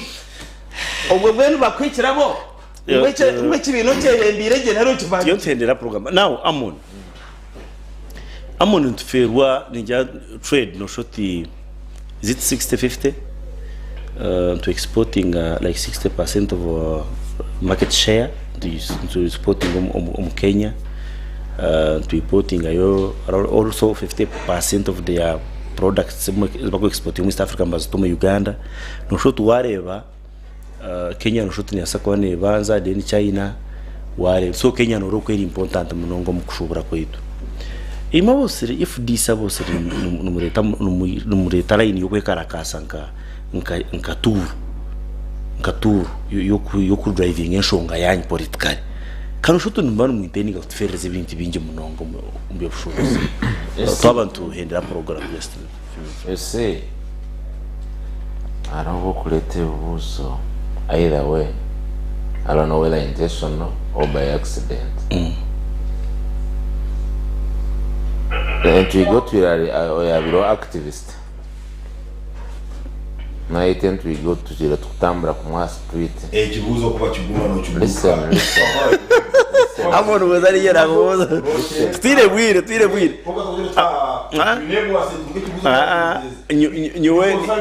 nyona naguza kubiniza kucyitegereza kindekereje amone guzamu you see question the paper you say you have actually amone John de kamona tugarikiye mwe you said cha John ekina ntakwenda kuzamu I am sorry ekina ntakwenda kuzamu John mureki there are issues ezikwata kureba because hata kugira ngo amezi gamaziro amezi ashatu gataroho kage karakasa bagata iwo gakosa nawe aferwa mci because abanyankore benefumu hariho mwikana haba humuru so your government nyamurungi umazire emyaka 38 bulizano tubihane birungi steady progress securing the future tukura abantu bakubatera emigera ha street secure region eba future jumping hook the jumping hooks so ni yejo securing the future eyokutugambira so tureke kureba munonga isi the problem is Ugandans nganyembalirwe ntukunda postmortem tukuronda symptoms hati take an example twazo education kachi akatandika sipi abana akakadeka mwene mitwaro 86 hati unebe register ingire mitwaro 59 shora twaja ngo education isiskire kaja mtwaza kuto demonstration twate play card tugambe ngo abashomesa tubashashwirwa abana bitu school dropouts tukumanyi bakuza tetaga police ngoje tere ya gas no LD izo kareba niwo bakaliye sarakaraho umstockson yeje nguru kutor break orutindo break injiri buri yo mena raguruzire ki police yasibe pakingira na same pro stockson at I still have an urgent call to the RTO na team ngunya mitange iba directing abantu is a spot on area for accident a junction ejo ya Mereri na Nyamitanga kukibi kukubigamba babi mama so barebera cha akwekarakasa okwekarakasa because tukabire tukureba ejo no kubagamba dari ngondijo yatongana akwa yamanyicho wari wewe geti icume empitira zaye kurumba tukamba president ndubukura yaba viral program amuno riyo nogera so okwekarakasa ngunterebe tukufera tsige kutsindika abantu kwekarakasa framers ba constitution wayakin kuza kutugambira mahandi tukubasa kwe either kwindura mu bwebembezi ningi tukubasagambira meshongazi abasigaza baru ampadiriza babine na kujya ngo babine meeting rukaraho people carried placards bashe bayere card satisfaction yao police ketaza yo warangu barwana mesha tyaje ngo tuyende kimure ikintu kitu nareba bajya nguzamuha bazikozera iki zamuhangu baze ngo nazo zendo buhereza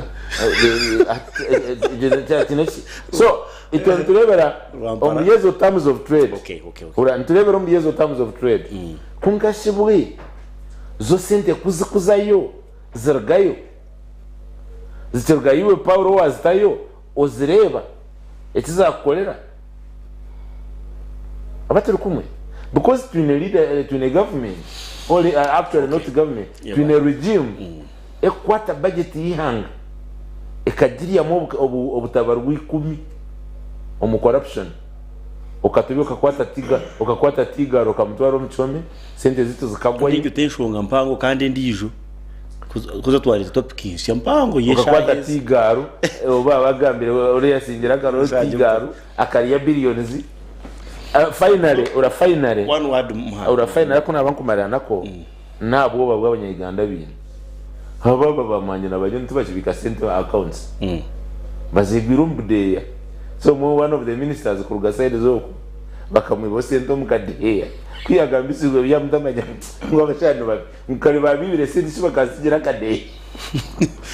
So that's the state of your Abati country. ikigambo cya muri in a minute wowe just n'umukurasi wa kristo Watanga. itegeko igitabo cy'ikwereka kwita bibiri ni nk'ibitabo bikuru cyo gushukurwa n'icyo kutonzya mwene banywana baje bari mu gitabo cyo kutonzya cyanditseho cyo gushukura Mushukurwa tubarebe. wareba nk'ikibiri Kenya abantu kubasa kutambura bakambuka bakakana no mu nda ya parliament bakatanga kushinyagura konka Uganda hano ukareba n'abakizigara mwene abantu bagira ngo walk to work kuko bagamba ikibuzo anseka bura yabishye abo kuba ngani ngo mutawo n'umuntu nenda ko umuntu wa toshara kuzataye atorero nabo kwikizana ni mushongo na ni no kurwana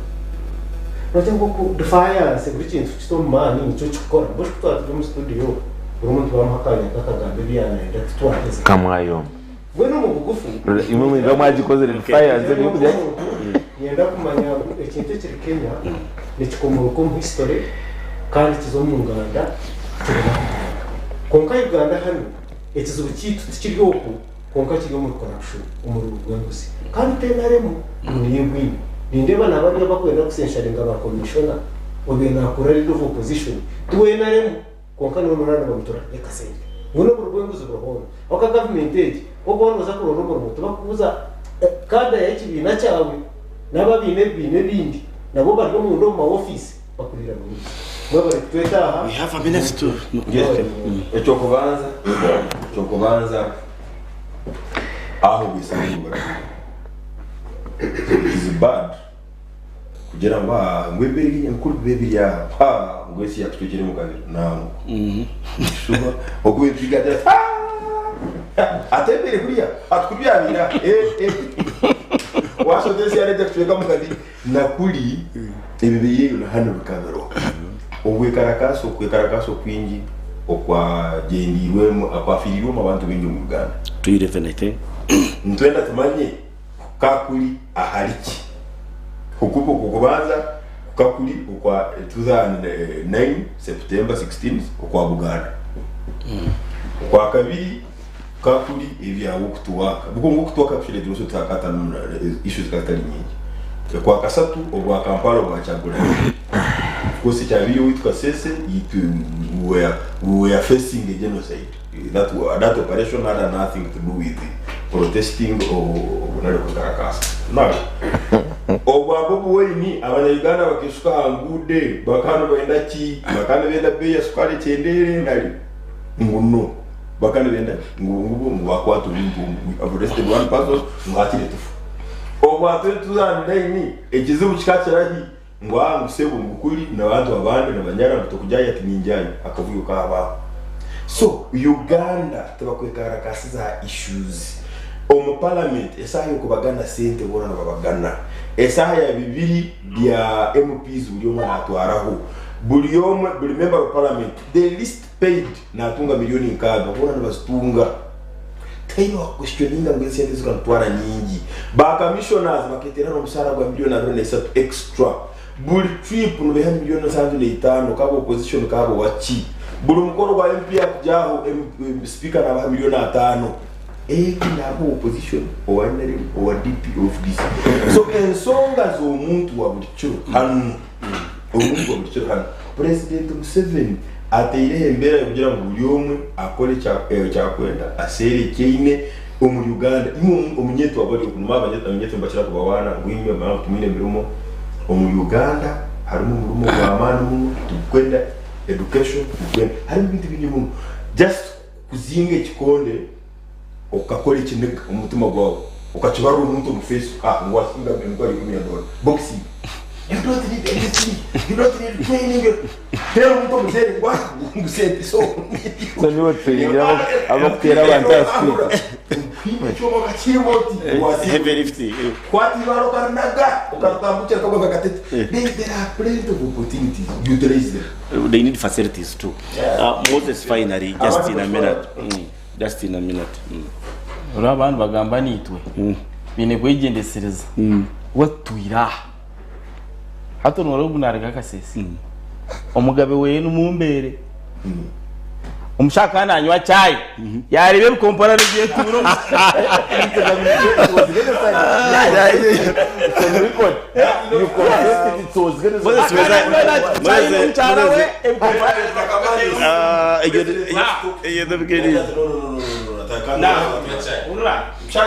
Kasese is at peace, we don't want to. Is at peace. Kabaka kajya ninza kurambure cyanga cyangi. Kajugujugu tire mbure taragambira. Wani kabaka kayunga kana kurya iki? Mose swap chendere ari. Mbona mukwerera. Ore bati. Ekoto no jugure sente zawe kunkani si ubwira ukora. Kimere buru ahaba abagure ada habahoye. Ekoto bakwerengereta. Ikura ecyuzinga kare yekwende giro eco John kwari kimanya turagira ubusinye mwe ko twese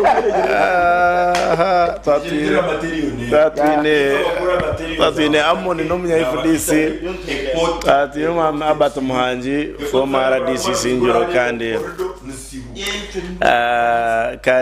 kandi now lecturer bamweta John Turu nawe no munya NRM kandi umucecuzo wenshonga mu program kubiri twatwine Moses nwaga bentwiga andi NRM nabera mwisho kandi roya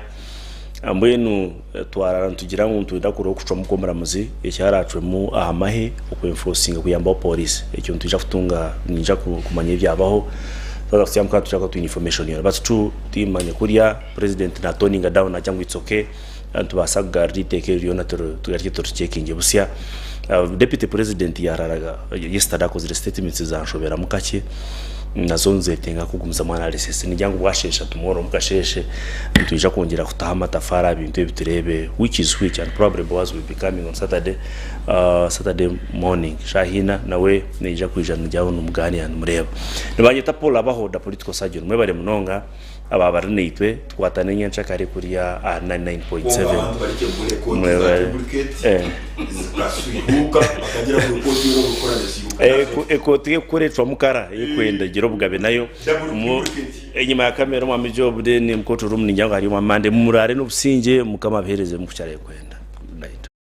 ebiti bitekateko bya TVG kureka ne by'abantu buntu